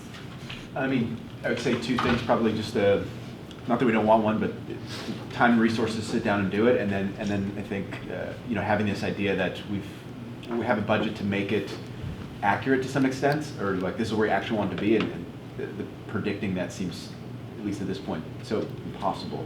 Oh, hard to predict. Very, very hard to It's going to be wrong. We just don't even spend our time with it then. Okay. Wait, so how many people is there a lot of people that don't have a budget? 5 out of 60. So it's a third. No. At least on the charts. The charts that I got had 5 Maybe different. some people didn't put it, but the budgets that I get, let me see. Johnny, why don't you guys do it? So there are only 3. We do top line forecasts, and we too For, got. for revenue. For revenue, but we got overwhelmed by, it was so different from what we thought it would be, and it was so challenging to, half the numbers you needed to improve after you were incorrect weren't even available. And so, we say, well, we can do more budgeting, or we can work on improving these numbers. And then also, we can do more budgeting, or we can do this project to drive this number up now. And Scarce so, resources. and so there's always it's always the third wheel of things to do. It's not that we don't respect it or don't want it, and we know that that's part of growing to a mature company. It's just never top. It just never wins. I'd say it's also like it's access to the information we need Access to the to do information. the budgeting. To be able to project. What accounting systems you guys have? QuickBooks. QuickBooks. So but QuickBooks has an ability to record both a budget and a forecast. What I would suggest is you do an annual budget and swag it, right? I tell my staff, here's our big, hairy, audacious goal, right? It's a moonshot. By stating that out front, everybody's like, okay, well, you know what? If we fall short of the moon, we still made the stars. But the more important thing is, when the reality shows up at the end of each quarter, we adjust that to forecast based on the most recent data. And what that does is it helps you make sure that you're seeing the delta between what you expected in real time. It also helps you get more discretionary effort from people, right? That's the key message here is, it's part of that I'm not being challenged enough. You've got this discretionary effort that people are not using because they don't understand how their actions translate to the success of the team, the department, and the company. Coming back, so thank you. Okay, this burnt orange line, sorry, is a trend, right? You want to look at it over time. Now, these are actual results, right? One per chart, actual versus budget, looking at over time. The next thing you want in management accounting is trailing 12 months. If you walk away with one thing, this is the most important. Who's using TTM in the room? Okay, 4, 5, good, more, almost 3/4. So we won't spend a lot of time on TTM. You know what it is. It's an XY chart where each dot represents the total for the 12 months. And the reason why it's so important is it eliminates seasonality. So this is a chart that shows you the revenue is $3 million as July 17. It's $3.5 million in June 18. And this line is a 2-year trend. This is 12 months for the prior, and this is the last 12 months. So what it does is it's going to eliminate any impact of hurricanes, winters, Christmas, special situations. And as you guys know, you can have one chart. This is an actual company in Austin, a Vistage member, who was looking really good. They got out of the red and back into the black. The same trailing 12 months was a completely different story. Same data, same period, same everything. They had a big hurricane positive impact. They're a transportation company, and then they built up all these expenses, but they didn't have another hurricane, and therefore their margins are going. So the trailing 12 months is the truth. What was the previous one? Trail was actual net income, actual results. What happens in an actual result chart is this trend is directly a function of the relationship between the first 2 or 3 months and the last 2 or 3 months. If you happen to have a couple of good months at the end of the year, this is going to look really good. But the seasonality just may make it look like we're doing really well. Whereas you have to look at trailing 12 months to get the true economic picture. And you should TTM everything. We TTM how many people come to our website, how many phone calls get made, how many people fill out a request for quote form, what the profit margin is. Everything is TTM. Problem is that TTM is a 2-year trend. It's hard to move the Britannica. It's slow to change a TTM trail. So what we added to our chart is trailing 3 months. Trailing 3 months is what you would expect. It's the same as trailing 12, except it's just the last 3 months. And the reason why that's so meaningful, it's a leading indicator of your TTM. When your trailing 3 months is below TTM, your TTM is going to go down. When your trailing 3 months goes above TTM, your trailing 12 months is going to start going up. So leading indicators are the best kind of indicators, and they're hard. And this, besides sales and marketing, which is the most common one, I love this one because it really tells me, okay, where do I need to focus on? And we suggest this company scorecard that you guys all have, and we'll give out this package right now. You should use this one-page company scorecard to make the first most important decision, which is, where do you spend your time? This company scorecard is designed to help you figure out, do you have a top-line revenue with gross revenue? Do you have an above-the-line cost issue because your gross profit trends are not going in the right direction? Or do you have a overhead, below-the-line, indirect expense issue because my net income is trending down? And to me, these are the 5 most important metrics that every business owner needs to have at their fingertips. Gross profit dollars, gross revenue dollars, gross profit dollars, net income dollars, and gross profit percent and net income percent. And the reason you want to look at gross profit and net income as a percent is because you can get misled by top line revenue is growing, gross profit dollars are growing, but if your percentage is not growing at the same ratio, you're losing efficiency. Does that make sense? Yes. EBITDA to net income, is there any difference? Oh. So, thank you. EBITDA is earnings before income taxes, depreciation, and amortization. It is a great placeholder for cash flow. So for a lot of businesses, if you've got some significant plant, property, and equipment expenses, EBITDA is better than net income, right? And you can do either one. I'll show you how to change that. And it's ambivalent to capitalization. That's right. And what we suggest is what you want to do is you want to look at your actual results side by side with your trailing 12 months. Because you have to look at the actual results, but you don't want to do it in a vacuum. And your actual results are going to tell you, so this is just for the members. So which of the members? Okay. Members have a name tag in front of them, Okay. not on their shirt. So this is the package that you'll, if you remember, yes, sorry, off. But you, all the guests, I also put one in front of you. For your own company. For your own company. Okay. So the idea here is that when you guys do check-ins, if you bring in 16 copies of your scorecard and you share it with your members, you'll have this package in front of you when you do check-ins. All right. And I always run the risk of losing people when I hand out this chart, so let me bring you back. I take that risk knowingly. All right, so what I'm going to do is I'm going to take 2 of your companies, and I'm going to go in and I'm going to show you how the company scorecard works. Yeah. Okay? And how our tool works, how the company scorecard in general works, and then how our tool works so you guys can use this for your own business. And we can go into more of your scorecards if you like, Frederica, if you decide. Oh, you know what? We didn't fix this frickin' thing. Do we need Rob? We do need Rob. So, we're going to go through 2 to show you and the reason I chose these 2 is because I want to show you the difference between the actual results and trailing 12 months side by side. And they're very different industries, because CPAP is a retailer. Yeah, but what's nice about this is it doesn't matter which industry you're in, it doesn't matter how big you are.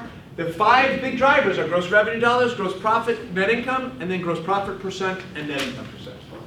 And so what this shows you here is, who's CPAP?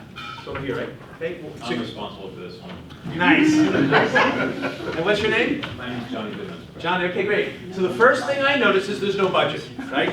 So if you have the budget, it'll really help you see how are you doing against what you thought things were going to be, right? And that allows you to figure out where do you spend your energy. That's the point of this page. Where do you focus your energy? Top line, above the line, or below the line cost? The second thing is that we suggest is we want to deliver this to everybody who's in a decision-making position to help them understand the impact of their decisions on the bottom line. I share this with everyone in the company because I want everybody in the company to know how do we make money. What we have found is our clients' employees, the employees think that your top line revenue is your profit. Right. Yeah. It's unbelievable. Unbelievable. These guys are raking in dough. But you use this as a way to educate your staff on your business model. Here are the costs to do business. We have to pay you guys to do the work. All these above the line costs. Our goal is to get to a 50% gross margin. And now all of a sudden you start people understanding how their actions relate to the profitability of the customer, of the company. Yes? Do you think that that would be true in any company, or would it be particularly effective in a company where CPAs were the majority of employees? Only his company has that. An excellent question. I only have 2 CPAs in the business. Actually, I have 4 CPAs. But it's true at our clients as well. But it's really not for everybody. Like if you have somebody whose job is not going to have any impact on the bottom line, your shop floor people, right? You know, if they are just doing what they do and they're punching in and they're punching out, and no matter what they do, they're not going to have any impact on profitability, then I wouldn't necessarily go that far. But if you've got people who are making decisions, like what business are you in? I'm a retailer of CPAP equipment for the treatment of sleep apnea. Okay, so anybody who has, either through discretionary effort or through their decision making, has an impact on profitability needs to understand how you make money. And so let's look at your numbers. So the way this is designed is, on the bottom of each chart, it will give you the actual high, the low, the delta, and the percentage change. And we added that because our clients are non-financial. So they don't want to look at a P&L, right? But they would need to understand what the data tells them. So what this tells me is that you have gone from and what's really nice, I'll use the actual Excel model. What's really nice is this is Excel. It doesn't look like it, but it's just regular Excel. We hired a Visual Basic programmer to automate the sizing of the charts and the graphics. And so what that means is that when you mouse over this, it'll show you the actual data. So you had a low of 3.7 million in revenue in September. And then 4 months later, you had a high of 4.7 million in top line revenue. And that's been a pretty steady increase. Then in February, it dropped from 4.7 to 4 million. So that's like a 18% drop. And then it's back up to your high of 4.6 million, or your second data point, second high, from 4.6 down to 4 million again. So that's. And in July, it's back up to 4.6. In July, it was back up? Yeah. So what causes those fluctuations? How long an answer do you want? 30 seconds. We have 3 core channels. One is repeat customers, and then the new acquisition channels come in via organic SEO, or they come in via digital advertising. The repeat is pretty steady. The SEO and digital advertising are very market-driven and very algorithm-driven, and they shift. So it's hard to figure out how you're doing when you have the shark teeth like that, right? 4.6 to 4.0, back to 4.7, back to 4.0. What's good though here is if you look at your gross revenue trailing 12 months chart, you're clearly on a nice 3% growth. So you've gone from $50 million to 51.8, or it's about 3%. So it's a steady growth. I'm not sure what your plans were, because there's no budget. But if you in your head know what were you trying to accomplish, then at least that 3% will give you a framework for, all right, how does that look? Now you look at gross profit, which is this trend would make me be worried, because it looks like it's going down. But like we talked about, it's just really a function of the fact that your gross profit dollars in June were so significantly lower than the prior 6-8 months that it looks like it's trending down. When in fact, if you look on the right-hand side, your gross profit dollars are actually growing by 6%.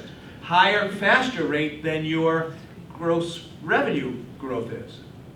So then I look at I like to do the unveil here, the reveal, right? What really matters is the bottom line, right? Because it's not how much you earn, it's how much you keep. So on the bottom line, it looks like you had a big drop in December, 800,000. Otherwise, the rest of the year was pretty steady until June.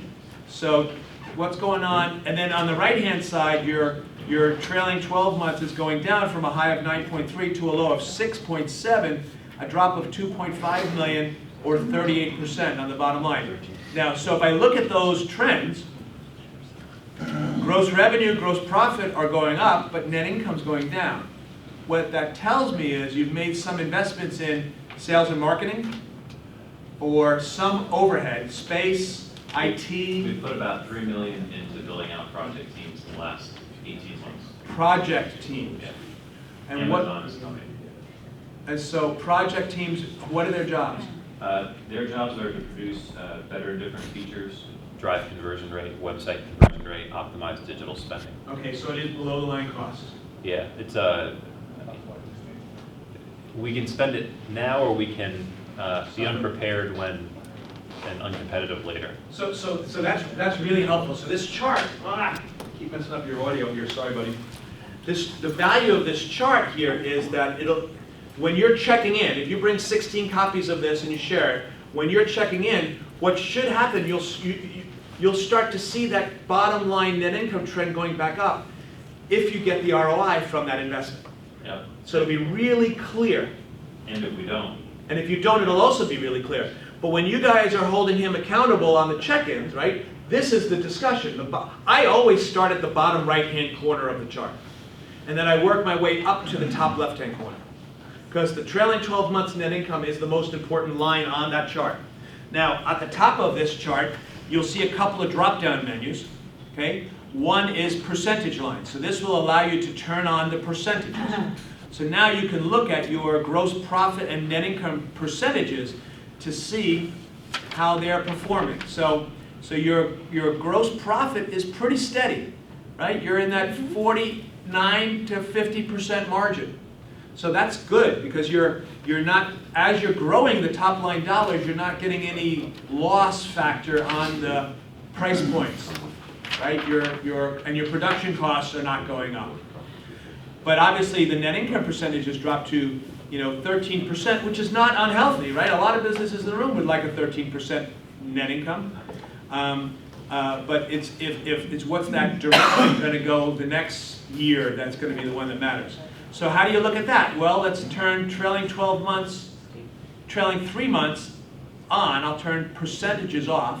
I'll turn on trailing 3 months, and it's a leading indicator for your TTM.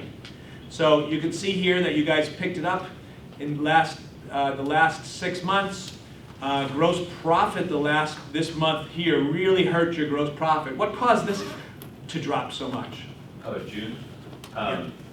We had a big purchase, and one of the big invoices was moved into a month instead of spread. So what it actually should be is the last 2 months, about 200 grand down and 200 grand up on that. So that's the nice part about trailing 12 months is if you don't make that adjustment, you can see the picture of what's really going on. It eliminates that 1 month, cash basis fluctuality. Is that a word, fluctuality? I had that.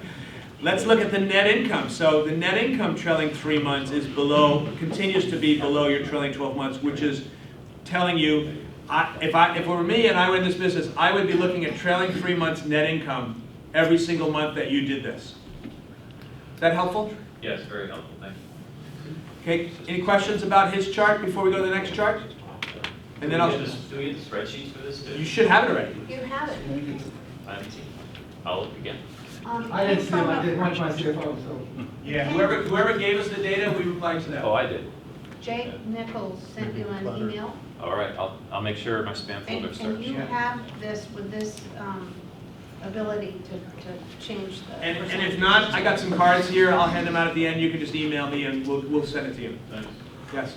So with the trailing 3 months, like in his bottom right, he's 1 month below in the last 4 or so. At what point do you start to really pay attention to that? Well, I pay attention because the trend line is going down, right? So that's the first sign. Now the question is, how long can you afford to have your net income? Let me flip the question around. In order to reverse the trend line, whether it's going down or going up, at what point do you pay attention, how many months in do you pay attention to the trailing 3 months when it's opposite the trend line? So in his case, you're looking for it to get above that trend line, right? Right. At what point do you start to feel good, okay, we're pulling ourselves up? It depends on what the plan was. So if it's going to take 6 months for this anti-Amazon plan to kick in, then I'm going to let it ride for 6 months because it's going to take me that long for the sales and marketing or the product development people to show the ROI. If you're thinking it's going to be next month and it's not, then you got to compare it against what the budget was, what the plan was. And if you don't have a budget, just your gut feel. I'm expecting that by June this should happen. If it doesn't happen in June, that'll tell you whether it's not happening. Does that answer your question? It's kind of soft on a really finite. But every business is different. Yeah. I mean, do you have a sense of when you'll expect these guys to generate an ROI? They have about 4 more months. 4 more months. So that would be the point. So when he's doing check-in and sharing this page, you want to see, month 3 from now, are you getting closer, right? And then by month 4, it's gotta start to go above it. That would be the specific answer for his business. Okay, let's do another one. American Omni. Try to get rid of the toolbar, the ribbon, I should say. All right, so again, it's the same exact format. Actual results on the left-hand side, gross profit, gross revenue, gross profit, net income. I like this because it's got a budget. It shows me that your trend here is growing. In fact, growing substantially. You got a 90%, who's American Omni? Okay, substantially a 90% delta from your low of 16, which is in December, to your high of 32, which is in March. If you mouse over last month, it'll show you, last month you're back down to 21 million roughly. Right. But the bigger story is the right-hand side, right? You got a 12% top-line revenue growth from 253, which is kind of your low point in, I'm guessing that's the low point here. Come on, it's got to. Where is it? Come on, baby, work with me. Nothing like doing a real demo. December, you were 263 to your 292 in June. Right. So that's a 12% increase in just the last 6 months, on top of a big number. So what have you done to grow that top line so much? We've finally got some of our shipments aligned and getting more allocation from the factories. We had a drop in June because of shipment issues. We're in for and some of those shipments got moved into July. So July will end up showing as our largest month ever. Okay. So trailing 12 months, if you got those kind of month-to-month variations, trailing 12 months becomes important to you, right? What I really like here is, and this is, to reinforce the value of the budgeting, is, you were above plan, and then you're below plan, and now you're back above plan, right? And that really is important to be able to get a sense of how are we doing? Where do I focus my energy? I'm guessing down here you were focusing your energy on your top line and getting that product in the door. They took our rebates away the last fourth quarter on some specific lines, and that also had an impact on it. But we were focusing back on the things that were going to drive it back up. Right, and now that it's back up, then you can start to focus your energy on the gross profit and the net income. Well, in your case, you're expecting $32 million of margin, but your numbers are, let's just bring this up a little bit more. Your numbers are, 35% higher. So, is it anything magic there? No, again, it should be higher than that. It was because we lost our rebates. That really had a big impact on our bottom line. But you budgeted worse. But we budgeted worse because we thought it was going to be bigger. We managed to pick up some more of the higher margin profit on the one of the accounts. And then let's look at the most important here is the net. So on a monthly basis, you're pretty consistent except for kind of 2 outliers, right? October 18 and March. Yeah.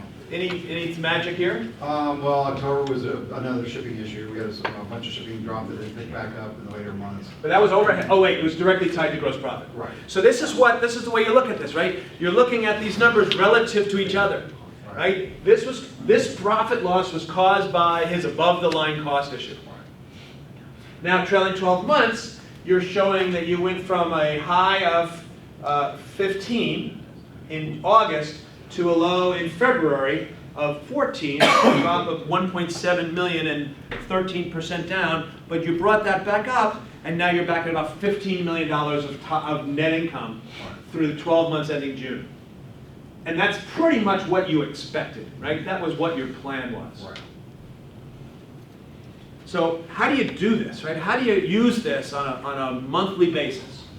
So on its simplest level, you'll notice across the top, you've got a home button, we're on the company scorecard, people scorecard, and then you have the ability to create 6 custom scorecards to track whatever you want.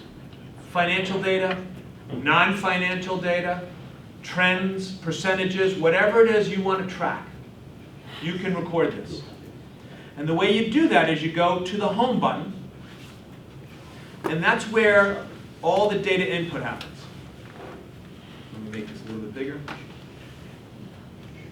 And again, we designed this for our staff to provide to our clients. And if you want to produce this one-page company scorecard every single month, all you have to do is go to the company scorecard page. Go to the home page and enter in gross revenue, gross profit, and net income. Or these And are the budgets for those. and the budgets. And if you want EBITDA, you just change it on this input form, and then use EBITDA on the company scorecard tab, and that's what will get tracked. If you want this to be contribution margin, you just, whatever it is, you can make this whatever you want. And then back in the company scorecard, what will happen is it will change it to EBITDA and contribution margin. The monthly data goes over here to the database tab. This is what looks like Excel, right? This is going to take a little bit because there's a lot of columns, because there's 3 charts on each page. What happens is, but it's how Excel is, right? What we've done is we have the ability to take this massive amount of data and present it in a pretty picture. But whatever you put in the column title on the data input page becomes the title of the column on the database table. And it'll do the math for trailing 12 months, trailing 3 months. We actually have trailing 6 months in here as well. I've hidden that. It was too many lines. It just made it really hard to read, but it is still there.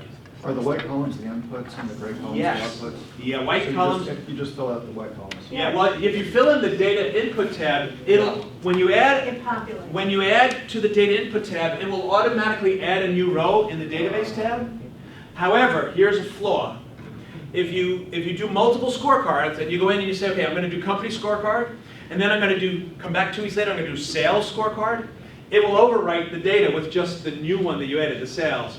So I haven't figured out a workaround with that. But the first time you're trying to create a brand new scorecard, let's say you're doing a sales scorecard, as we'll show you what should be in a sales scorecard, and you dump your number of leads from CRM into Excel, you just can paste this right here.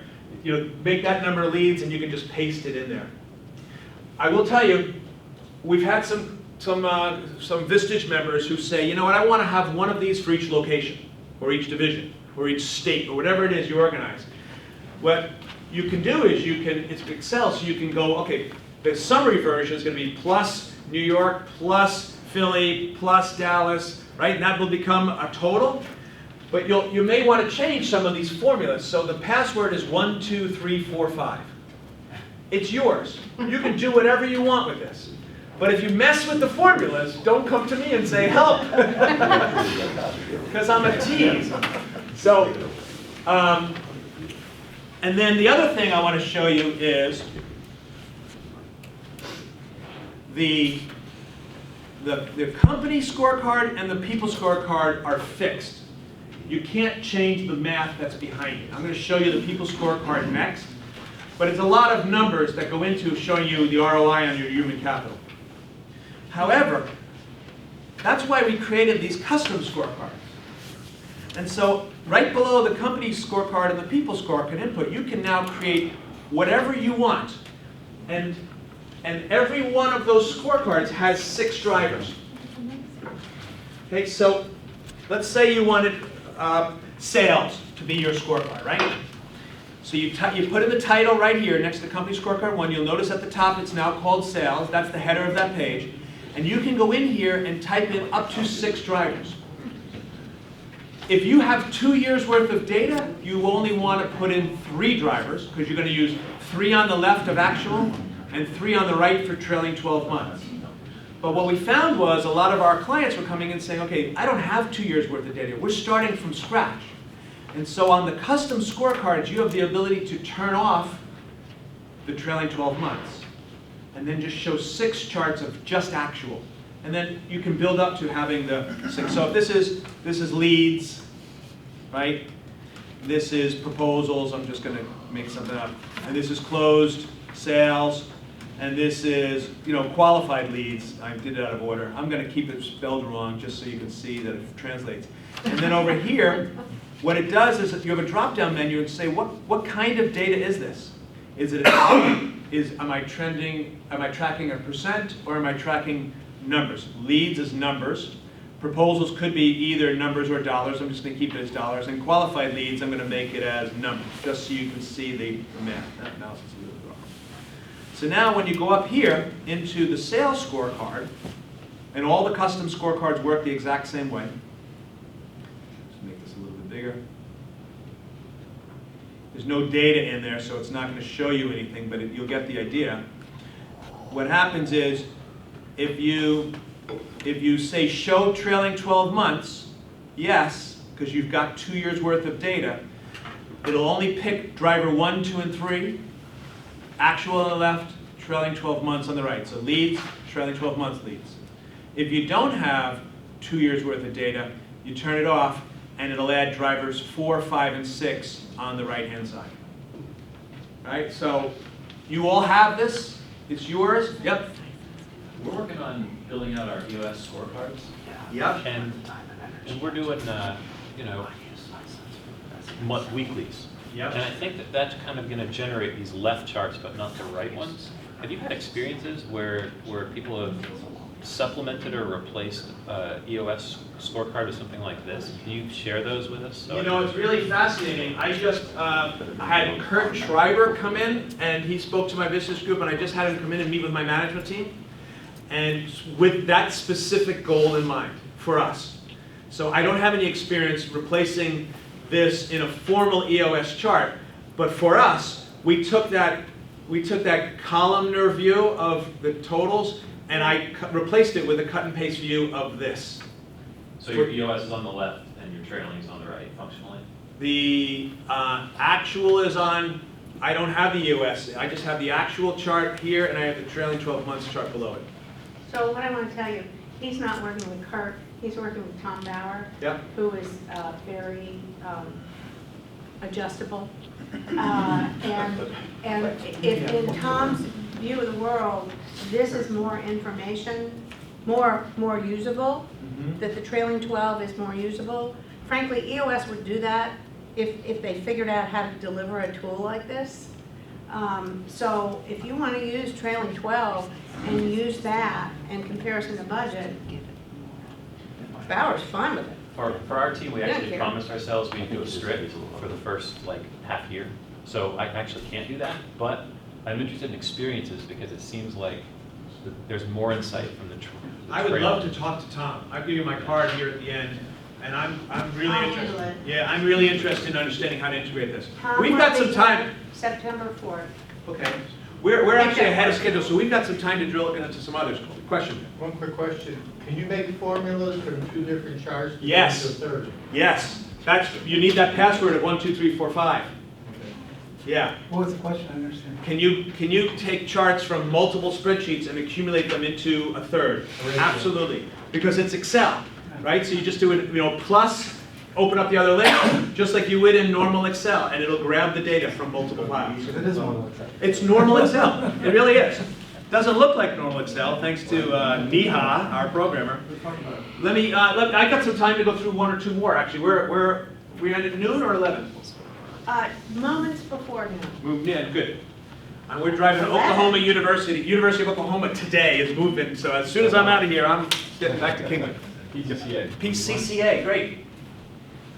Thank you for volunteering. I have them all open, so it's easy to look at anybody's.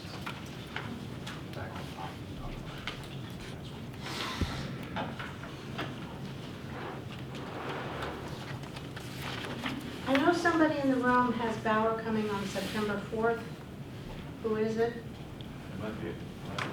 Might be you. I think it's you. Well, it might be the same week for both of you. I don't know, Susan's. Susan is handling that. Maybe, are you around the week of September 4th? I have no idea. You have no idea. Well, check on that, because we could maybe set up for you to meet I'm with speaking in Tom. Boston on September 8th. I do have an idea. I do have on the 8th. Okay, so maybe we can work, so I'll introduce you to Tom Bauer, Cool. and maybe you could work something out. Great, that would be Because awesome. we have talked about it.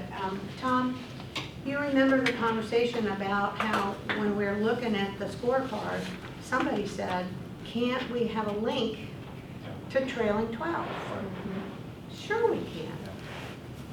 Yeah. By the way, if anybody, you got the fellow who sent you this tool, his name is Jake Nichols, so you would have gotten an email from Jake Nichols. You know, it's really cool. Jake is a honors accounting student at Kingwood High School. What? And He's in high school? he's a sophomore in high school. Jeez. And that tells you how much of a machine we have. Wow. I got a quick sidebar, accounting when they put in STEM at the high schools. Counting was because it was on level, and all the smart kids knew that if we got an A in an on-level class, it'd be 4 credits instead of 5 for honors. And so through the Houston and Texas boards, I got the TEA to get accreditation for a course the ACPA had for the high school teacher at Kingwood High to teach on an honors accounting class. And they, this year, have 232 students, 2 full-time teachers, whereas 6 years ago we had 19 students and she couldn't make one class. And so we're trying to replicate that. The Houston CPA Society board is trying to replicate that. Cy-Fair School District is the first school district that's raised their hand and put their teachers, one teacher through that class. If you got any kids in the high schools or middle schools that you want them to be able to take accounting, let us know, because we're looking for more. We want to replicate this across the city of Houston. Because 232 honors accounting students, now we're getting the brightest and the best kids, because their teachers understand this is the language of business. So, Cool. all right, PCAA, gross revenue. So, your gross revenue on an annualized basis has gone down 5% from 85 to 81.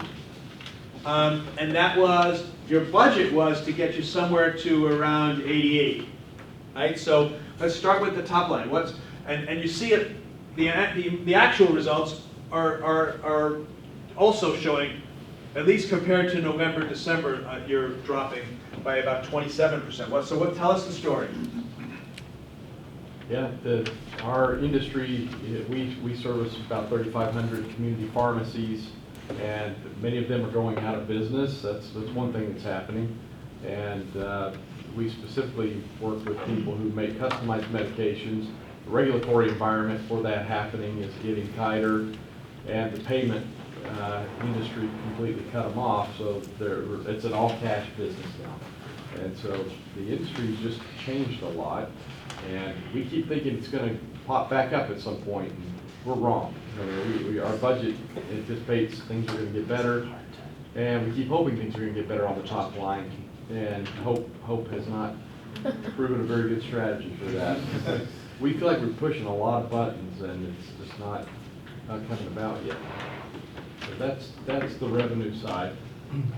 I can first on the gross margin, that's the piece that's a little puzzling for me. I'm concerned that how we account for them. That when you started talking about what's below the line and above the line, I'm not sure that I can answer the questions about, do I have some below the line things that we're actually putting above the line? That's influencing how we do pricing, right? And that's going to influence a lot of bad problems for us. So Exactly. Yeah, you're currently running about 57% gross profit margin. It's very consistent. So I would go look at the industry and the trade associations to see how does that compare against what the industry does, because every industry is different. Well, we probably know that.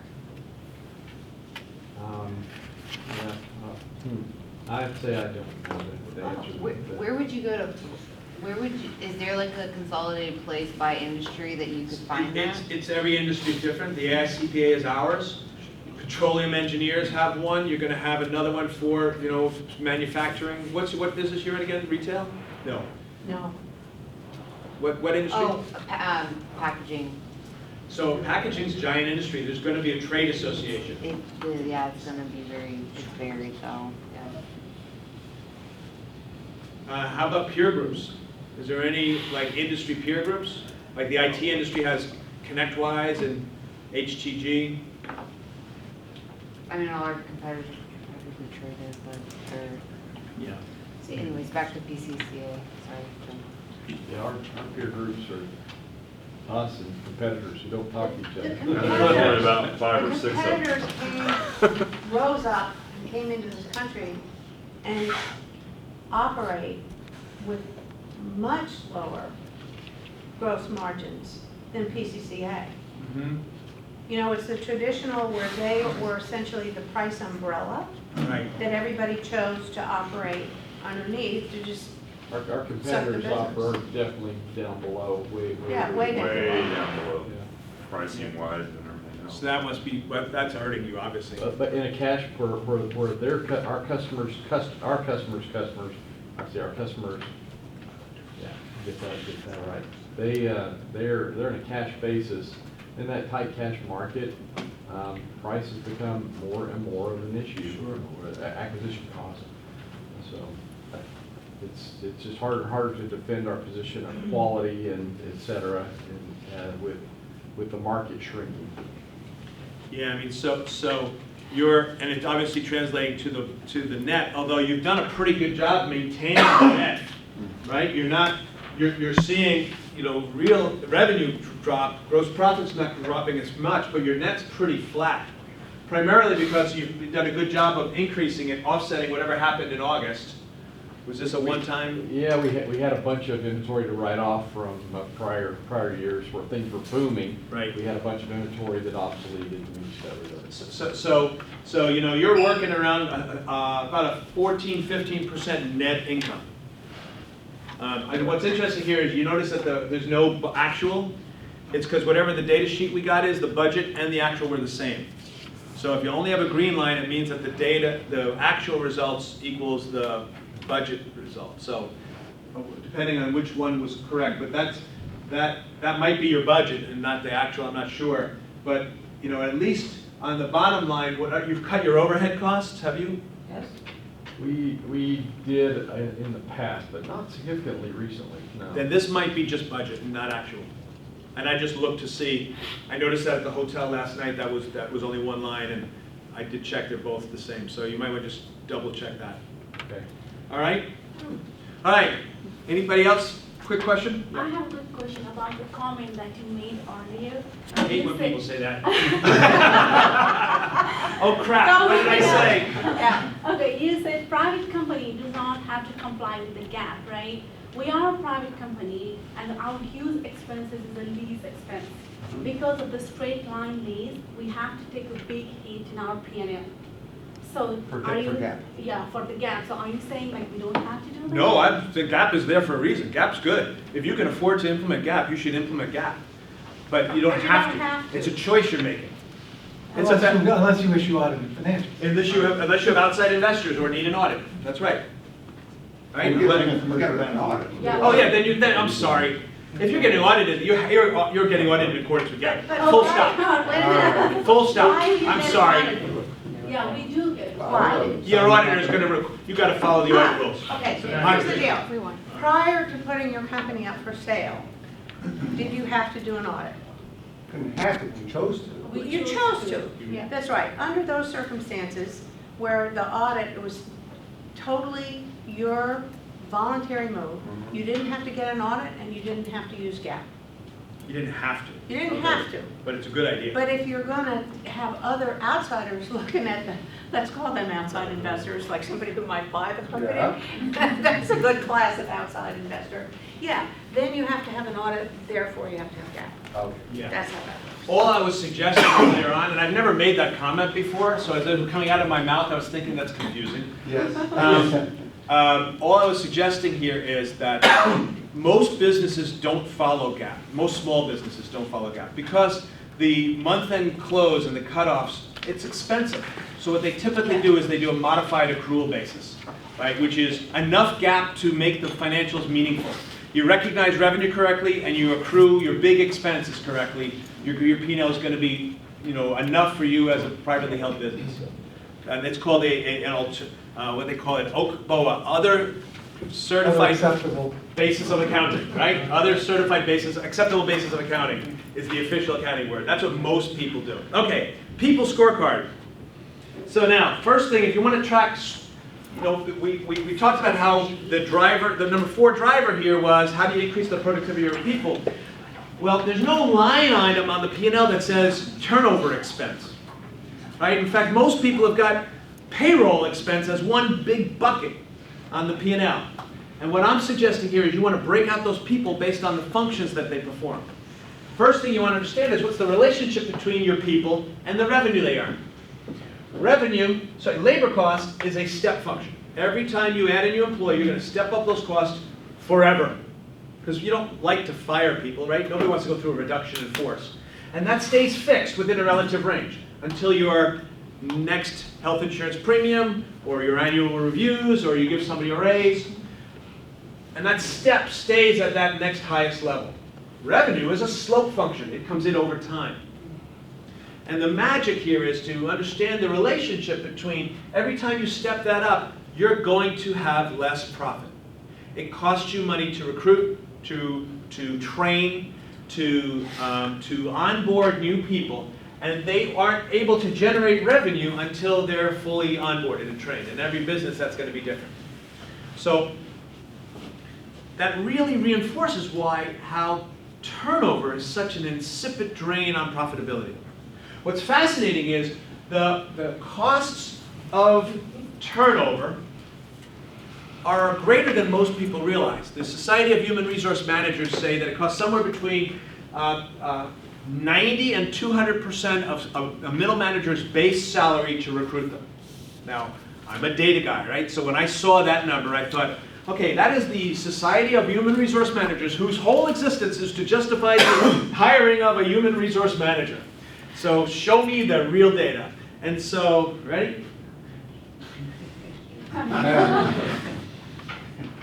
So what we did is we did the math. We went through and we studied what does it cost when people turn over. And when I started this, we had a 21% turnover. The early days of Growth Force. And the reason we had a 21% turnover is I was hiring for skills and not bills. Not skills to pay the bills, not behaviors.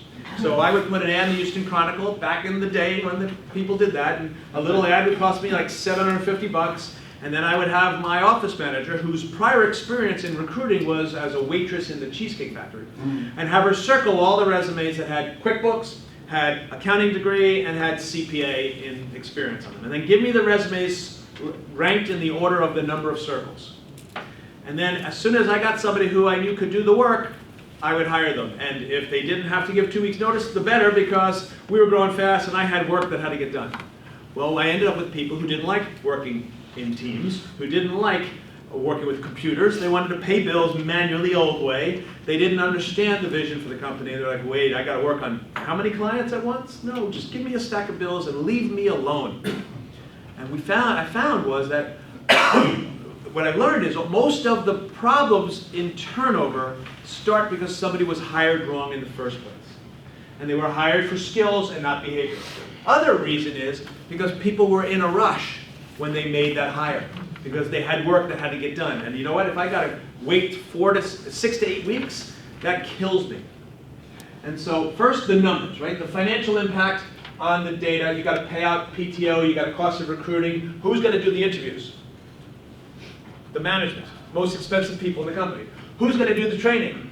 Your highest performing staff, right? The biggest, best revenue generators. Now you're taking them out of production and you're paying for their salary to sit in a windowless conference room along with the person who's getting trained. And then you've got the risks of, people buy from people. If you have lost a long-term employee, there's a real high risk that that client's going to say, let me go shopping. Then you've got the productivity impact. Oh, I missed a page.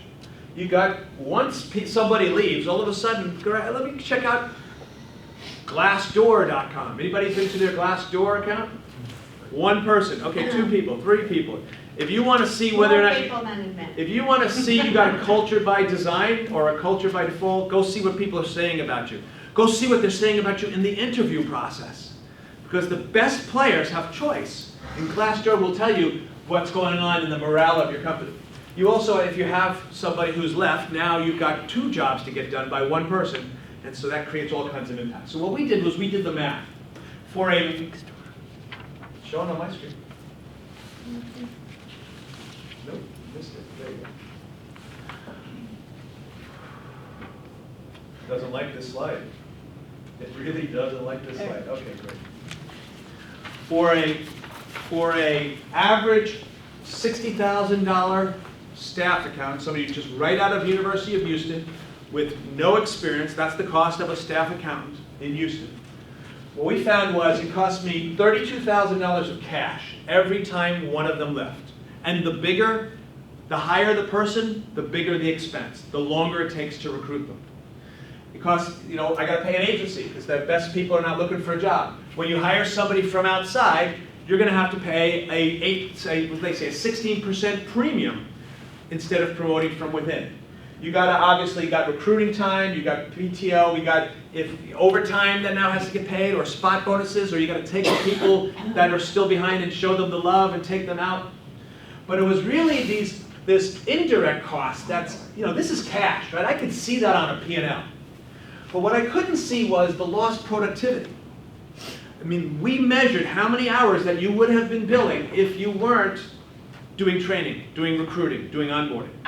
The cost of actually being in the room, cash spent training somebody. It takes us 4 months to get a person up to full speed.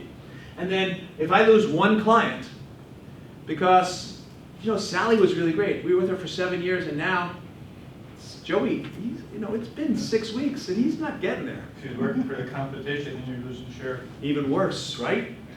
We found that it cost us 200% of $120,000 of cash for a staff accountant, not an accounting manager, not a controller, a staff accountant. And what happens is if you can help reduce that turnover, we had 21%, right? By being able to bring it down to 16%, we had a savings of $96,000 in year 1. We did it again, got it down to 12%, we were at 192 in 2 years, increased profits. And last year, we had 6.2% unplanned turnover. Now, one thing that's important is there's a certain amount of turnover that's just good, right? If you've got people in the wrong seats in the wrong bus, or anybody who doesn't fit your core values and your culture, get rid of them as fast as possible. You'll increase productivity by getting rid of the terrorists. And that's what they're called, right? You got engaged people, you got disengaged people, and you have terrorists. They are destroying your company from within. You need to find them and get them out.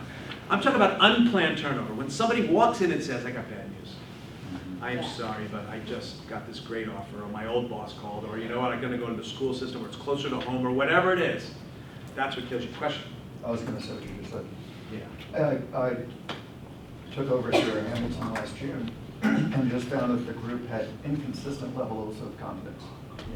Yeah. And if you're weeding out people who are either unmotivated, not confident, not happy, especially when you're bringing about culture change. Right. To say we're not going to do it the old way we did it, we're going to do it a new way. We're going to install a CRM. We're going to be looking at your productivity.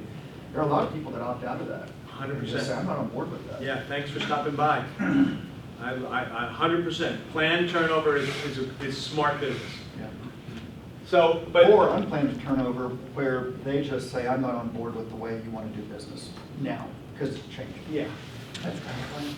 It's unplanned, but that's part of your goal. The last piece on the impact on your bottom line of your people is, to me, the most important piece is step 5, recognition and reward. What I suggest is you use these reports, and you can drill down, by the way, this is the company level scorecard, right? We drill down to whatever way your org chart is set up. By profit center or cost center, by team within that profit center. Whatever way your business units are set up should have their own scorecards. And what you want to do then is use those reports to teach the people how you make money, and then drill down to who is contributing the most to your profits. I have a great thing, Insperity taught us, people quit, join companies, they quit bosses. Most bosses think that their job is to find someone doing something wrong, right? That's what my job is. I'm gonna make sure that any mistakes that we find, I catch them and I correct them. Just especially new managers, right? First-time managers. What I was taught is to teach your managers to find people doing something right and celebrate that. And what we have is we have identified our core values. We're smart. And putting your core values in an acronym helps make everybody remain them. We have SNAP. We have meaning. We're accountable. We are resourceful. And we are one team. And so what we do is we have an email, kudos@growthforce.com.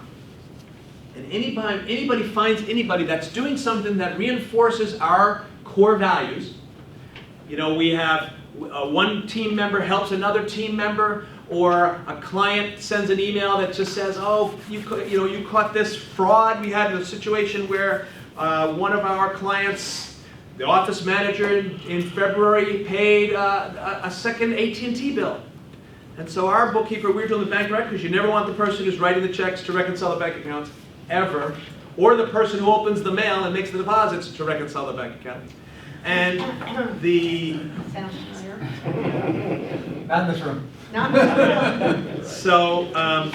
So we sent an email saying, hey, you got a second AT&T account, just making sure, because that's not normally what you guys like. No, we don't.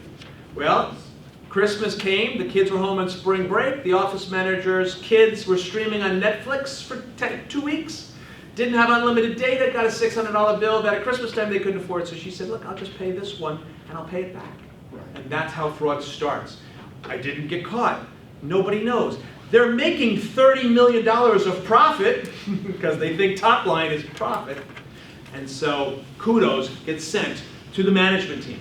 And I always reply with an attaboy, attagirl.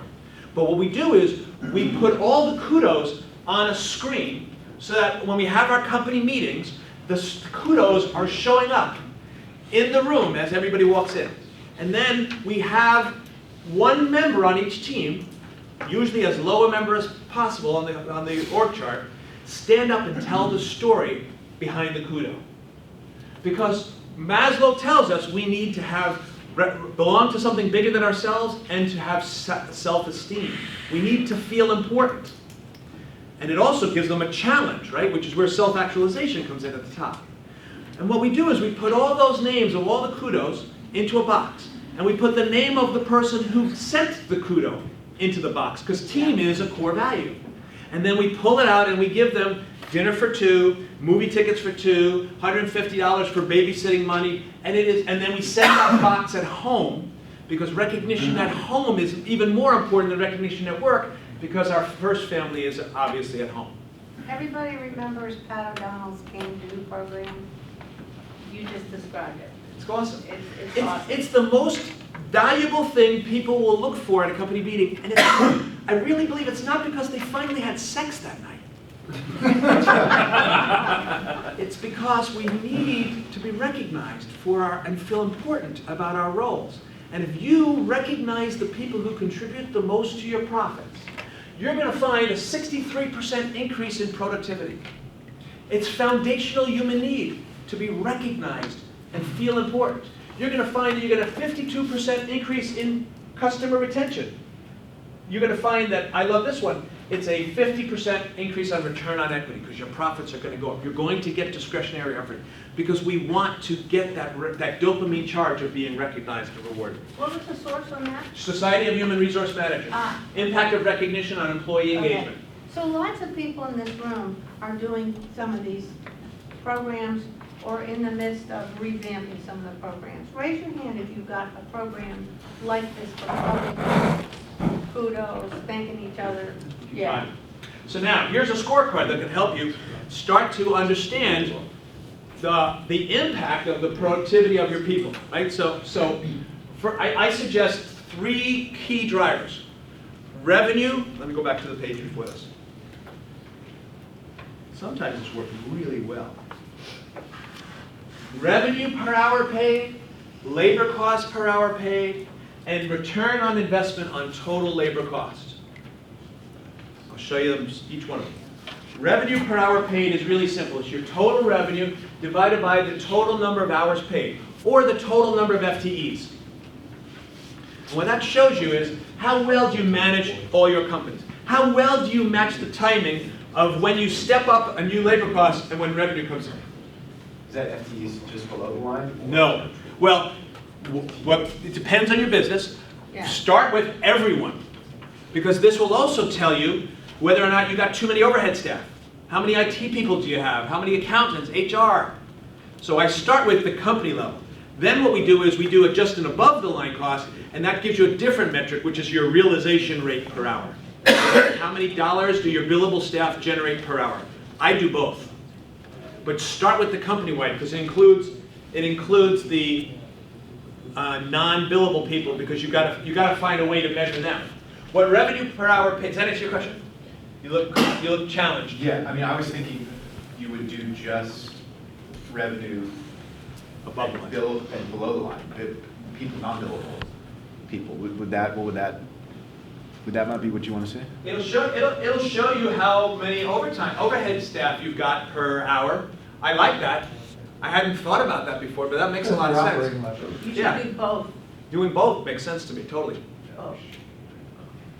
What's nice here is this also shows you the impact of turnover.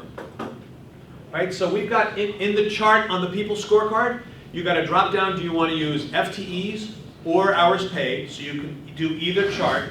And then where it says show percentage drop down, this one is show headcount. So you can see if somebody leaves, you can see what the impact is the month after they leave.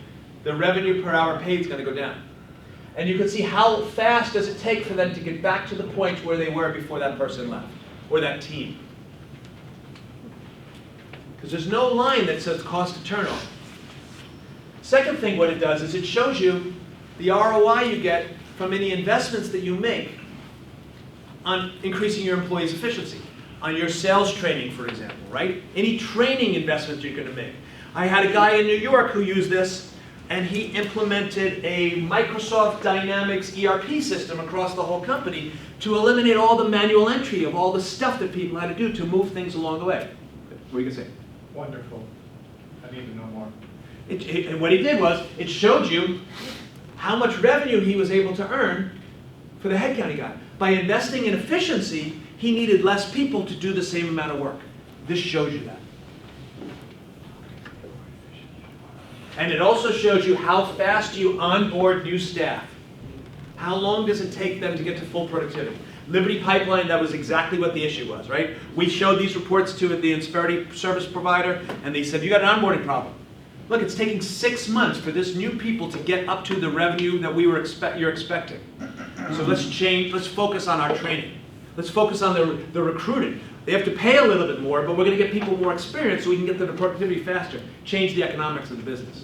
Because you had 6 months of people just not getting to that, that $166 an hour number.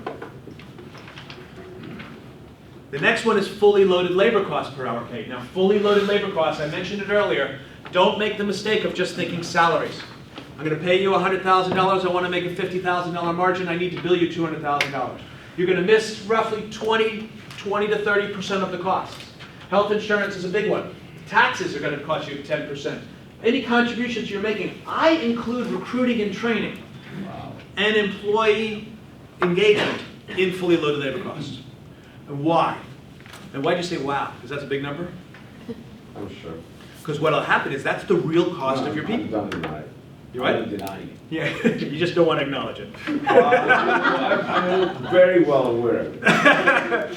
So what happens is, if you really look at the full cost of the recruiting and the training of your people, you're going to be able to measure the impact of turnover. You're going to have lower recruiting and training costs. And so by focusing, everybody in my company knows our #1 metric for success is employee turnover, employee retention. The #2 metrics for success is client retention. And then #3 is sales. Yes. Costs is when we add up our laptop, a phone, the software per head count. That's not in those numbers, but they're real. Yeah, I don't know that I call them people costs, and the reason Now, is. as a person, you don't have those costs. Yeah, it's variable, but what I'm getting at is, if you had turnover, you're gonna give the next person the same laptop. What I'm trying to measure is, I'm trying to measure the three things that we talked about before. How do you reduce turnover? How do you get more discretionary time? And how do you onboard people faster, so when you step them up, you get to revenue faster? Those are the three big drivers for getting more profitability from your people. That's absolutely a unit cost of the person. If I wanted to run a P&L on a person, I would definitely include those indirect variable costs. But this is about looking at, seeing over the, are my costs growing faster than revenue? Labor costs are going up right now. If you're not paying attention to that and the impact on pricing, you're going to deal with it 6 months from now, and it's going to cost you 6 months of lower margins. Right, but if I'm analyzing whether I automate something to lower my head count, those costs. Exactly. This is about measuring employee productivity. And then rewarding and recognize the people who do this the most and say, look, let's create incentive compensation. And that's not the biggest part. The reward and the recognition is bigger than the incentive comp. Incentive comp's just a short-term motivator. But if you align the goals with the scorecards, then you're going to get people who are doing the behaviors that drive you the biggest success. But this one right now, and what I like about looking at it on the chart is you can look at the slope of your revenue per hour paid versus your labor cost per hour paid, and seeing if that slope of labor costs is growing faster than any gains that I get from productivity. So do you do this by person? I mean, No, how do you team. tell? It depends on how you do who billing. generates the highest? Depends on how you do billing. If you do billing by person, you can do it by person. If you do billing by team, you got to do it by team. How do you do billing? By team. So then I would do it by team, because that's your smallest unit for profitability purposes. And can it measure some of the nuances between exempt, non-exempt, and how that's, or is it sort of a? Yeah, you could, I guess. I'm not sure what decision would you make? I don't know. Well, it's just that you have to pay overtime. Right. For the non, right? I think it is, or the other way around. And then for some of the managers and people can work. So it's just some of the ratios maybe. I'd have to give that a little thought. Nothing's jumped into my head that says, okay, so what I liked was, so to kind of understand what the steps are to answer this question, the first thing I went to is, anytime you think I want to generate a report, what decision am I going to make from this report? Right. It costs a lot of money to have an accountant to enter the data, then to reconcile the data, produce the reports, and the most expensive thing is distributing the reports to your managers who sit there impotent because they don't know what to do with the damn thing. Right? It drains your soul when you sit there and you say, I'm expected to know how I'm going to use this, and now I feel like I'm incompetent. So unless it's clear, and what we do is, what I would suggest, if you really want to get to the advanced class, right, what we do is we say, okay, here are all the reports, you list all the reports that you make, and then here are the decisions that are going to get made from that report. And then, what's the distribution? I should do a blog on that. It's the report matrix. Who gets the report, right? And then, when is it due? Right? On the 50th, you're going to get this report. On the 1st, you're going to get this report. Well, all of a sudden, you're going to realize, holy crap, there's a lot of crap going out of here. That will cut your accounting costs way down. If you don't make a decision from it, why distribute it? Okay, any other questions? I was going to mention, a couple people in here started measuring total revenue divided by total labor costs. So they got it's like the extent to which, there you go. Well, I have it for net income, right? Yeah. But what you're suggesting is you can do the same thing. Again, it's Excel. I want to see them both, frankly. It's Excel. You can make those drivers whatever you want them to be. So with the total revenue, that's how much I'm leveraging every dollar of compensation, total labor costs, everything I got in. there. So you can just, So this gives me the ultimate leverage, is my net income Mhm. divided by total labor cost. I think it's also beneficial to look at revenue relative to sales costs. So Mhm. if I take up all of the fixed and variable costs of my sales team, Right, and sales then I look team. at my revenue, how much leverage am I getting? So what I would do, I would add a column on the right, I would make a driver, revenue. Second driver is sales cost. Yeah. And then your third driver is a formula, plus revenue divided by sales cost. And it'll automatically that'll be the bottom chart. Or, you can make it the first chart if you want, but if you enter those two into one of the custom scorecards, and then the third driver becomes a formula, it'll calculate that for you every month. You already have revenue in the company scorecard, so you only really need to add sales costs. Right. And, Yeah. yes? So like in this calculation, net income, by my total labor cost, in that labor cost, am I including our cost of labor? Our providers out in the field that are being billed out on an hourly basis, and all of our below the line labor? Or So I would use the exact same thing you did before. I would do both. I would do above the line labor. That'll give you your ROI on your billable staff. Your overhead labor, your below the line labor. That'll show you your operating leverage.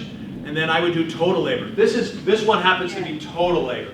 These are in the people scorecard, and these formulas are fixed. You're not going to be able to go in and change them. I mean, you could go into the database and change them, but because it's grabbing from the P&L and it's grabbing from the labor drivers, you run a bigger risk. He needs to look at both, because what he's selling is that field, are all those people in the field. That is his product. Right.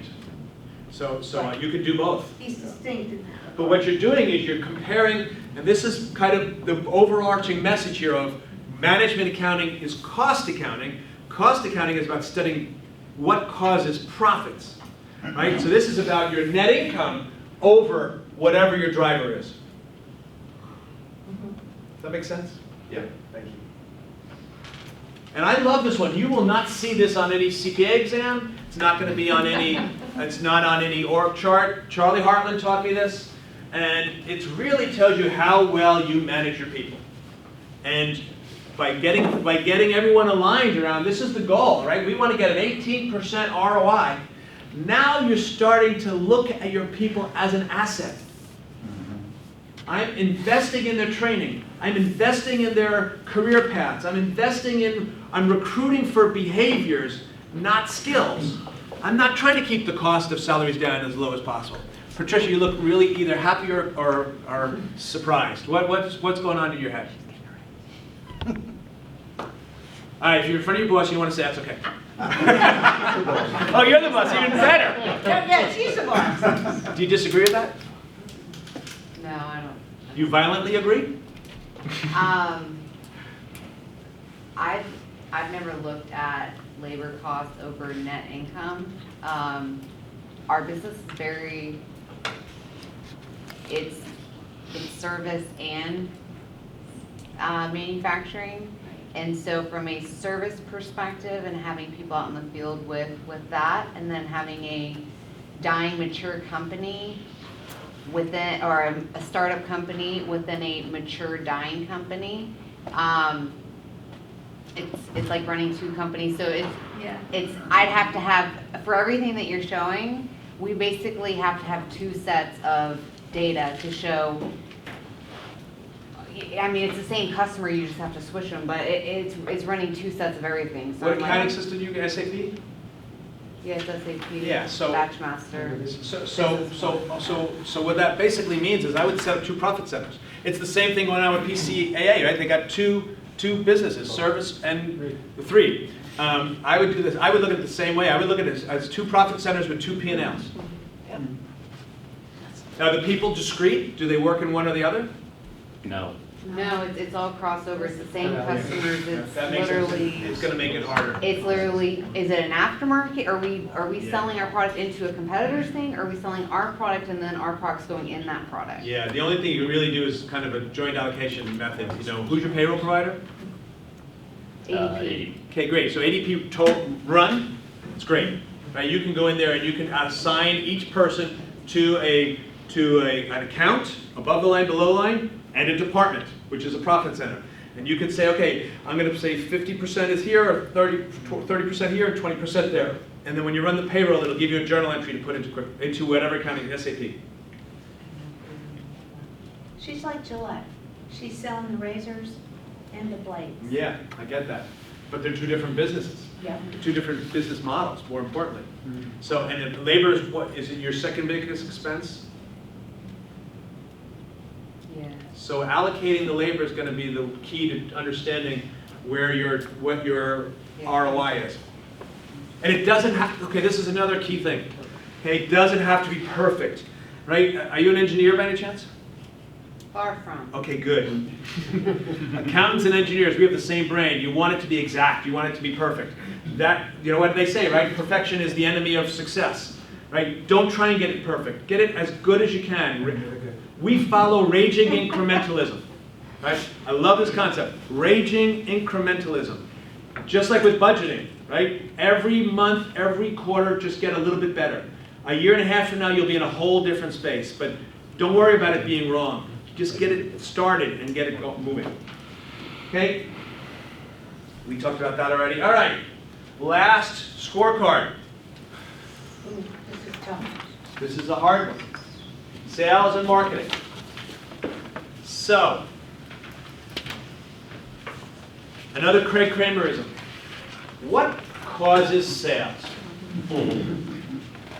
People buying stuff. People buying stuff. Who's got a sales process that they like, they feel pretty good about? CRM that they think is pretty good? I'll send you a PDF of this deck if you like. Remind you, I do the same thing. I'll never look at the deck, but I'll go back and look at the pictures. I cheat. So who's got a sales process that they like? There's a number of people here that work with Sandler. I like ours. Okay, Sandler. Okay, great. Tell me about what CRM do you use? Dynamic CRM. Okay, great. So, what's the first stage in your sales process where you suspect that somebody might be interested in your services? So in our funnel, it really just goes from opportunity. Yep. And then to, there's some sort of criteria about evaluation of potential to close. So is it qualification? Like a qualifying. Yep. And then from there, it's like, did we win it, or did we lose it, or did it go away? So when you qualify them, do you have to create any kind of a document for them? There's not it's just a percentage of likelihood of close. So you don't have a proposal stage, like we've proposed a deal, or what business you in? Space like so distribution. Okay. We don't really, we don't do a ton of proposing stuff. So likelihood. Yeah, likelihood. And then, Salesforce has some version of likelihood. yeah. And then your last stage is one lost? Yeah, one lost or goes away. Yep. Shouldn't pain funnel be in there somewhere? I'm sorry? Shouldn't pain funnel be in there? Well, I mean, that's part of the qualification process. So we don't track that in CRM no more. So let's talk about yours. We get a different color pen. We're Sandler also. So it's very simple, very similar to what you have here. So opportunity, is that the first one? Yes, so we have a marketing person now. So she's out there fielding leads. And then that will generate opportunities. Then we go into the call situation, get in there, and do the upfront contract, and then the paying funnel. So a call means you're going to visit them? You're Right. Look for a lead, look for a recommendation, somebody that knows them, whatever. Get into their office and then go to the whole submarine, if you will. Okay, you got a meeting or a call? get the upfront contract, if they, we make an agreement up front. If you don't think we're a fit, thank you very much, nice to know you. Or we think we're not a fit, and we say it. Yep. And then we go into the paying funnel and give examples with other customers, some of the. Now he's talking about sales techniques. Exactly, yep. So, and that's exactly what I was looking for, is to kind of distinguish between activity and stages. So what these are, is these are steps of the sale, right? There are stages in the CRM. And the second part, what you're talking about, is the activity that drives you to the next stage. So in a sales call, you're trying to understand their pain, right? Their perceived value. You're trying to build value of doing business with you as opposed to doing business with anybody else. The other, the first level of scorecarding is to start just with the steps of the sale, and there's typically 4 or 5 stages, and you can call them whatever you want. This could be a suspect. Right, in HubSpot world, anybody use HubSpot? Okay, so it's a marketing qualified lead or a sales accepted lead. What does that mean? Sales has accepted these people and said, it is worth my time to pick up the phone and call them back. I don't know anything about you, you don't know anything about me, but somehow we got your name and I'm accepting that. So that's first a lead. Then at some point you got to decide, are you a good fit for us? Are we a good fit for you? Right, that's what you're talking about. There's a qualification process. The one we follow is called BANT. You've got a budget. That means you can afford to hire a controller or a bookkeeper. You got authority to make a decision. You have need that we can fill. And your timeline is such that you're going to make a decision in the next, we have a 90-day close cycle. It's not somebody who's kicking the tires. Whatever it is, your process is ABNUM is another one. Authority, budget, need, urgency, and money. Somebody's looking for direction on food. Yes, they are. Then the third stage is there's some legal document that has to get created so that you're going to be able to get them to sign, and then they either say yes or they say no. The fewer the stages, the better. Because what you're trying to do at this highest level is to figure out where do you focus your time. Do I have a problem with leads? Or do I have a problem with salespeople who are disqualifying everybody or under screening? Do I have enough proposals in the pipeline? Or I have ratios of sales that I'm not hitting? And that's what should be, that's the first sales scorecard at the highest level. It works backwards from your standard marketing and sales funnel. They're 2 different functions, right? As we all know. Marketing's job is to create an opportunity, to create awareness of the company, to create an image of your brand. At the bottom of the marketing should be, they're going to spit out a lead. Somehow somebody's going to say, tell me more about your company.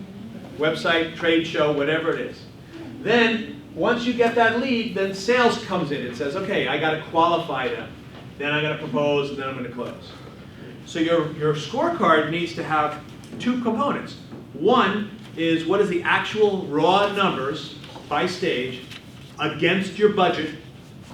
Because if you don't have a sales forecast of how many leads and qualified needs you have, you're missing half the story. But the second thing is you've got to study what's the ratio between each of the stages. So, my eyes are getting tired here. Chris, tell me how many closed deals do you want to do a month?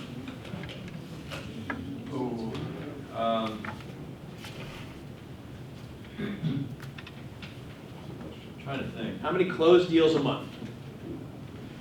So what we're tracking in CRM are like incremental opportunities, so not our day-to-day business. And I think, so our pipeline on that is about 28 million. So we divide that by 250 days. So whatever that is.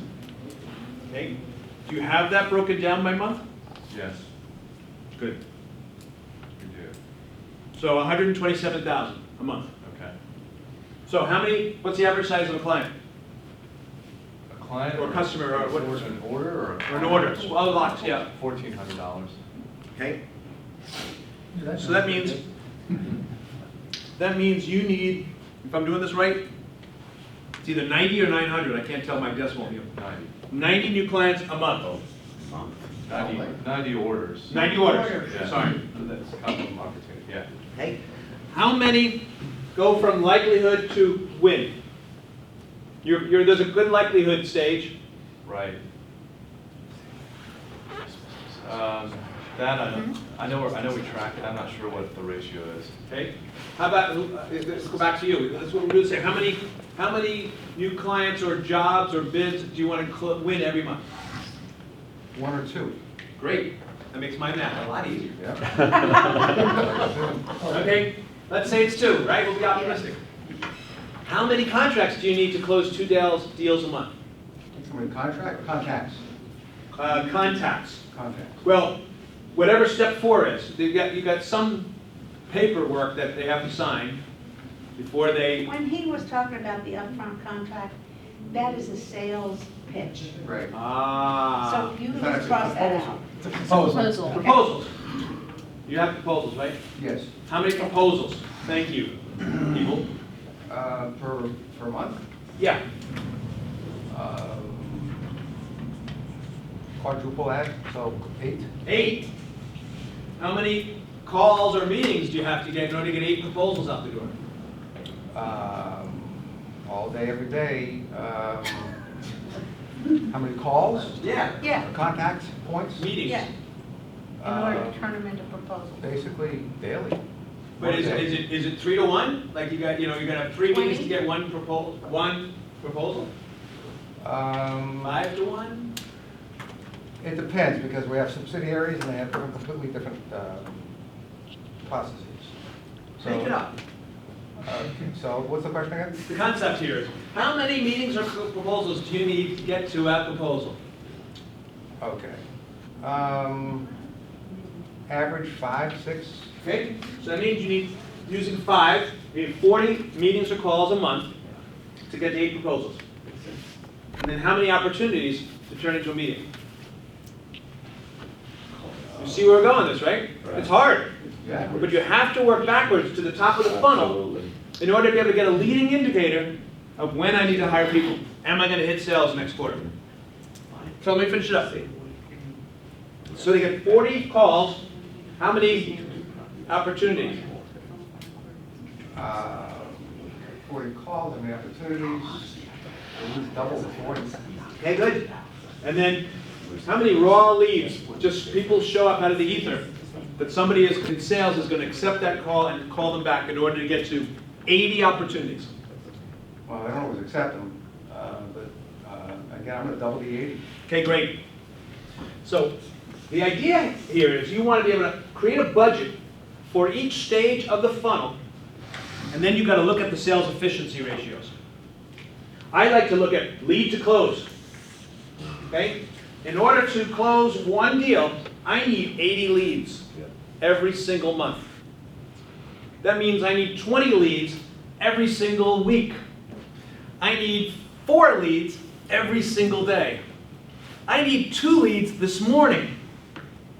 And when you cascade that down to the daily unit, now all of a sudden you can have everyone focused on the real clear goal of what causes sales. And that's what goes in your scorecards. Now, the first thing I suggest on your top row of the 3 pages, and again, your CRM is where all the details are going to be, right? This is not meant to replace the CRM. But you can just pull this out of the CRM. You can pull it right out of the CRM, but what this 1-page scorecard or 2-page scorecard is going to do is it's going to tell you where do you drill down. You at the CEO level and the C level, figuring out where do I focus my energy. I use HubSpot. We have all the data you could possibly imagine. But what I really want to know is, are we on track this week? And so I look at the first, so I missed one important part. Sales and marketing, to me, are one of the most important metrics because they're leading indicators. Everything else we talked about, except for trailing 3 months, is a lagging indicator. Lagging indicator means it's going to tell me what's happened in the past. Leading indicator is going to help me predict the future. And especially since we know that employee turnover is one of the biggest drains on profits, and every time you have to add a new person, you're going to step up into the red. And the reason why people have turnover is because they were hired wrong in the first place, and it's because they were in a rush, because they didn't start the hiring process early enough. You didn't pivot early enough. If I'm not going to hit my numbers and I have a top line problem and I'm only looking at the lagging indicators of my company's scorecard, I can't make a decision whether or not to sponsor another trade show or hire another salesperson or invest in sales training. I can't fix things in the future without having visibility into what the future is likely to do. That's why this scorecard to me is the most important scorecard I have. And it also helps you with hiring, the timing of hiring. If I know what's the life cycle of this deal, from the time that a lead comes in today, when do you think they will become a client? Well, on one of our operations, 2 to 3 years. 2 to 3 years. Wow. Okay. Plant operations, yeah. So at what point it takes, depending on the level of person you're going to hire, let's just say on average it takes 8 to 10 weeks to hire someone. So I'd hire a good person if you're going to do it right? What's the stage from here up that you've got 2 months?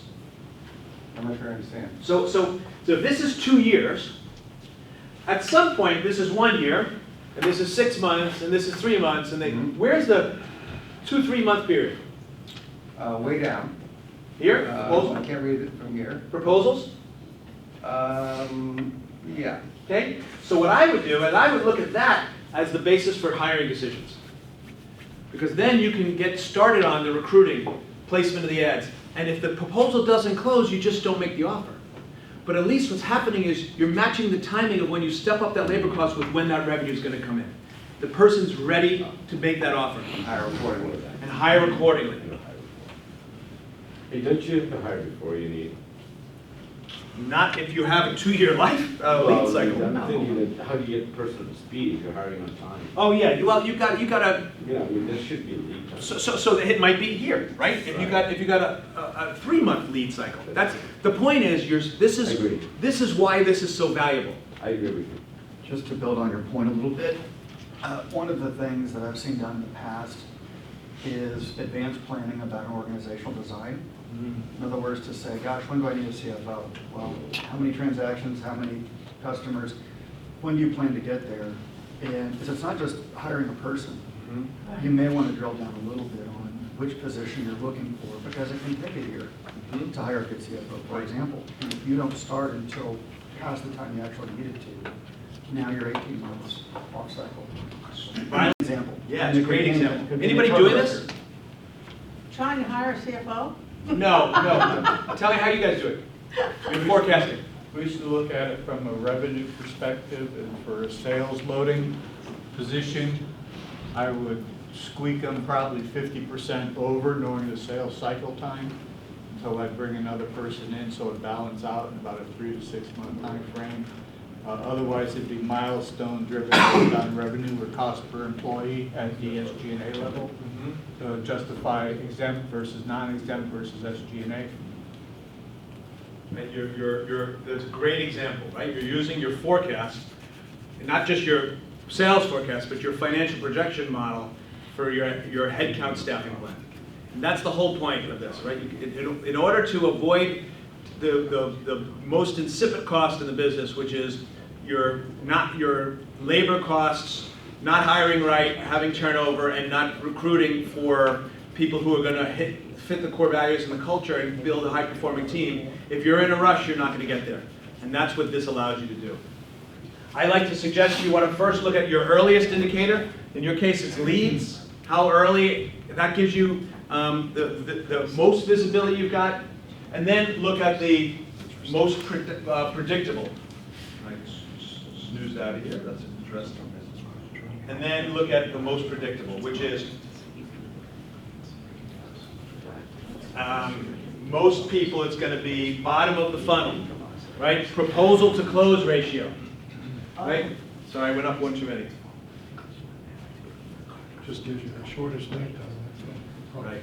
But at least you can have something you can count on, right? We get 50% of our sales are gonna close.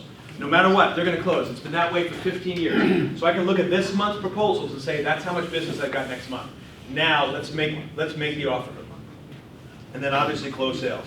You also need to look at the ratios, right? Charting the ratios. If you, in this case here, you need 80 to 1. So if this becomes, if your sales efficiency isn't 50%, if you're not going from 80 to 40, then you know where to focus your sales training. Where's the holes in the sales process? Questions on that? How do you do it? In terms of like planning for load, transactional load, like lines processed, lines picked, for the transactional roles. And the lines processed is the headcount that you need based on sales. Yes. Good. How far in advance are you looking at that capacity requirements? Staffing. We just review it periodically. I mean, what is the transactional load by functional role? So we look at it twice a year. Twice a year. And then, the other indicators like tiers per transaction. So when people really start crying, then we tiers per transaction. That's not a blog idea? That's not a blog? That's a blog idea, tiers per transaction. I'm not sure it fits. That's a unique message. It is. Stress. I'm not sure it fits my core values though, but yeah. No, it's a stress measure. Anxiety or stress. Well, how about the rest of you? How do you figure out? Yeah, what you that's need true. to- That's John, true. how do you figure out, well, you've had a tremendous increase in business, how did you figure out when you needed to add a rep? I like Vistage. I mean, some of it, you just look at how hard people are working, and it's definitely something you're considering. I mean, if you've got your support staff that's putting in 80 hours a week, it's a pretty good indication. And then, our business is a little different because we're driven by territories and availability in some ways, so if you can't. Well, get more of it, availability. But other parts of it, in one part of it specifically, we could add more. Is anybody else looking at measures or like this, like leads or proposals to tell them? Can't see the names in the back, Mike. I'm Johnny. Johnny, thank you. We're here, we're building out these funnels, and one of the things we're struggling to do is determine where in the funnel to target. Once we've had it established and we're trying to optimize it, we're trying to value that out, but to try to learn a little bit instead of doing a lot. Have you, what's your mental model for determining once you have a funnel set up where you're going to target? And why is it that way? I'm not sure I understand the question. The mental model for once you have your funnel, you define the step of the stage, what the assumption should be? Yeah, do I want to increase impressions or do I want to improve the conversion rate of qualified leads? I can do one but not both. What do I choose to do? Why? So By the numbers. I would study the past to predict the future, right? I would look to see what your historical numbers have been.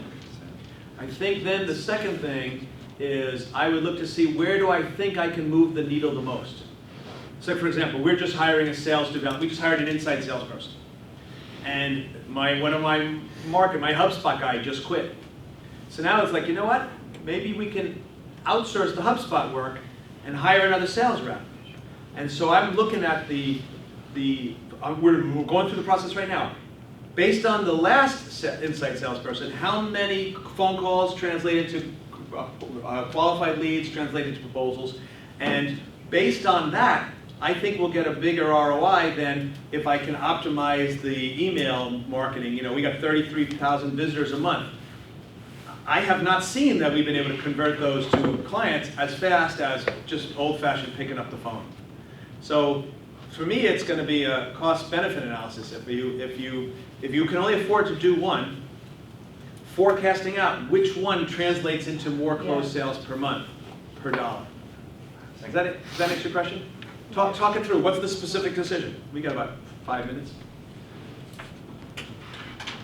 Well, what I was hoping you'd say is something like, yeah, we have a spreadsheet for that. I'll send it to you. So like that's what we're trying to do is we look down the line, but it doesn't help us, right? 150. I'm sorry, say it again? 150 turns into 30, turns into 8. Let's We do don't that. we don't Let's do know that. what's most effectable as we go through it, and so we're having to write the formulas out for it. It's taken a long time and a lot of meetings. Okay, so give me those stages. Oh, well, ours are impressions too. How many are there altogether? How many stages? Let's see. Impressions, homepage, category page, PLP, PDP, cart, checkout, receipt, 8. So that's a lot. Yeah. So I would first try and narrow this down to 5 at the max. Because if you get that granular, you don't see the big picture, right? So I like impressions, because that's just, those are new names. Well, they're not even names. You haven't captured anything, right? You just hit your website. Yeah, you could simplify it like web traffic in, and then engage traffic, and then converted traffic if you want to get really simple. But then you couldn't affect it, right? Like, there's always that tension. If it's really specific, then you can affect it and it's leading. And if it's really broad, then you can drill down and do that. And that's where we're getting caught up. That's what I was hoping you'd have experience with, and like a gotcha for. Yeah, I mean, anybody else have any thoughts? You got some How are really you smart. measuring engaged versus unengaged? Dwell time pages and repeater time. They click on something, Yeah. they download. They traverse down the funnel, basically. Is that not a probability of a convert to the next step as opposed to a stage? The amount of time spent on the page? Right. And how will he? I think it's both. But how does he? Because the lower you get the funnel, the more the probabilities are increasing. Do you have any history that can tell you the past to predict the future? Yes. So it's also, the lower they are and the bottom of like this is tofu, top of the funnel, middle of the funnel, bottom of the funnel. The more they are at the bottom of the funnel, the more valuable they are, right? So no. So that's the debate we're having, right? Like, first of all, our impressions are up and down. And so we're like, well, do we invest in something that moves the dial the most? Turns out, a slight increase on our homepage does better than lower. And I was like, what? That's counterintuitive. wait, I don't understand. Yeah. A slight increase in your homepage, slight increase of visitors? 500,000 people are going to hit the cpap.com homepage next month. 26,000 of them will be orders. If you math that out, it turns out that if that homepage can send a fractionally larger set to the next page, Yeah, then saying you're the going same to. thing. Yeah. Yeah, it is exactly what Leonard just said, right? It's the conversion ratio from that impression to that engagement, in your words. So if your ratios here are as good as you think you're going to get, but you think you have a bigger opportunity by converting more on the homepage or driving more traffic to the homepage, it's math, right? It's just, you're going to have to make an assumption as to what you think will drive. Are you asking though, what if it takes 1,000 hours to make the change at the top and only 10 hours at the bottom? Yes, So sir. better off doing all my 10 hours at the bottom. So it's the ratio of effort to change in the conversion ratio. And then the second ratio fighting us is effort of discussing versus effort of. And so, yeah. An internal funnel. I've done one of these in my life, and you might have done 80, so I thought maybe. Yeah, I'm not that old, but I'll give you yeah. 15 then. I But have thank you very definitely- much for the time. I Sorry. have definitely made enough mistakes. So the idea here is that but the point is, what's your CRM? Homebrew. We built our own WMS and CRM. Okay, so do you have the data? Yeah. Yeah, so it's about making a data-driven decision. Whatever the decision is, you're going to go back to looking at the stages of look at the earliest indicator, and then look at the most predictable to see if I can move the needle on either one of those, which one's going to get me the highest ROI. So let's wrap it up. First off, I got a sign-in sheet somewhere here. Got one for you guys, 2, 3. If you're interested in getting on the list, even guests, happy to send you our stuff. You should, yes, sign up for the blog. If you're using QuickBooks, I'm happy to give you a free consultation. Just check that free consultation box. If you're not using QuickBooks, I can't help you. I don't really have enough value to add, unfortunately. And what did we talk about today? Well, we talked about how do you make data-driven decisions. Starts with what are the decisions you've got to make. Then we drilled into the drivers of those decisions. And then we spent the last half of our session on what is the data. We're going back. We got one in each. First decision we talked about was pricing. The takeaway from there was how the profound impact of a small change in pricing, up or down, has the biggest impact on the profitability of the business. That one slide that I shared with you, it shows you, the percentage, your gross profit percentage, and then the impact of discounts. I had a number of Vistage members who've told me they've gone out and printed that out and blown it up and put it in the sales room, right? Because then you can get them understanding when they come to you and say, I'm in a competitive situation here, when they've got to be able to justify that loss of profit, because cost of goods sold doesn't change, overhead doesn't change, it all comes out of your bottom line. We also talked about how you want to take your total overhead dollars and your total profit target and divide it by the number of units, or the number of shipped or delivered, or gallons delivered, or hours billed, whatever your unit is, and then be able to understand that when you're trying to decide whether or not to make that discount price decision, or flip side, increasing the price, how it's all going to come out of the profit. And you can see how much profit you need to be able to generate, to keep in your pricing on a per unit basis to be able to do that.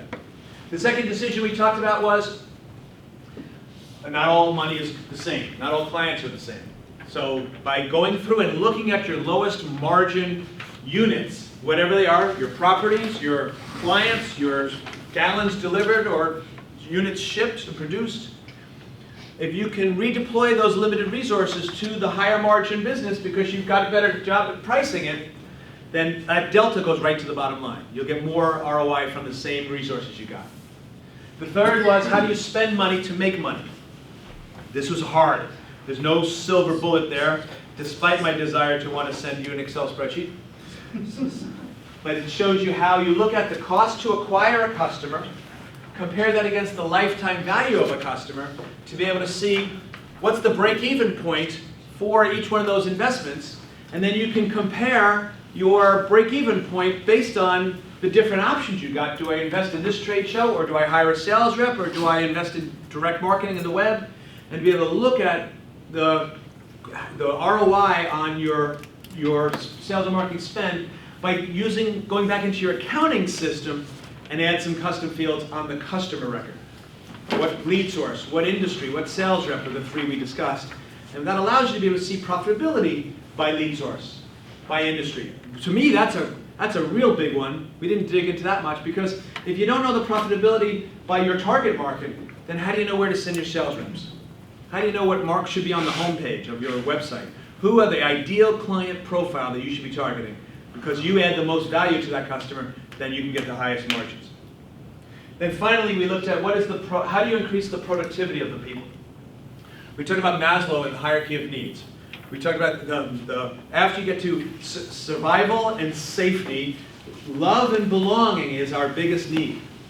And if you can use your financial reports to cascade down your company goals and your budgets and your forecasts to the department, to the team, to the individual, and if you recruit for behavior, not skills to pay the bills, and you make sure that when the people coming in the building fit your core values, you're going to end up with people giving you discretionary effort, because Harvard showed 82% of the time, you'll get 82% more likelihood of success because we need to belong to something bigger than ourselves. It's not a want, it's a need. So when you come to work, we need to be successful at work because it's part of our identity. It's part of who we are. And so if you can understand that and then recognize and reward the people who contribute the most to success, to your goals, to your core values, that gets to the next level, which is our self-esteem. And then finally, the self-actualization is if you are taking the people who are accomplishing what you need and putting them in front of everyone in the company and making them feel important, you're going to start getting discretionary effort. You're going to start getting people to act like owners. And by having those budgets and written goals, you're going to get them rowing in the right direction. We did that by talking about what's the difference between management accounting and financial accounting. Management accounting, financial accounting is about compliance. Management accounting is about unit economics and understanding the profitability of the work that you do over time. And the most important measure out of that is trailing 12 months because it eliminates the seasonality. It eliminates the shark teeth on a monthly basis, especially if you don't have an audit, you don't have a tight close. You're going to have some variations, as we talked about, on billing that happened in one month or shipments that didn't happen. TTM gets rid of all of that. And I suggest TTM on everything you do, especially on the marketing side and the sales side, because those leading indicators are more important than your lagging indicators because they'll help you make decisions today that are going to drive profits in the future. And then finally, we showed you how to build this company scorecard.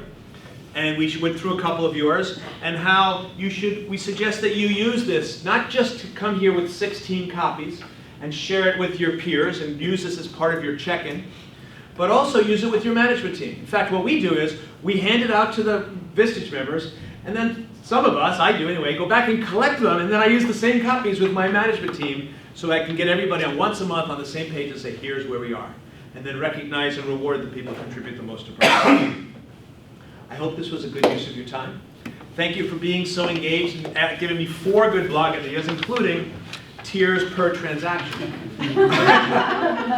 If you have any interest in learning about our bookkeeping, accounting, controller services, or if you have any questions, the best way to reach me is kpi@growthforce.com. That's the email that Jake's copied. So if you got an email from Jake, it's copied. I get those emails. Jake gets those emails. Jake's boss gets those emails, and then we also have a KPI team, and they get them as well. So we love your questions. I appreciate Frederica the chance to come and present you and your trust in me. Thank you, everybody.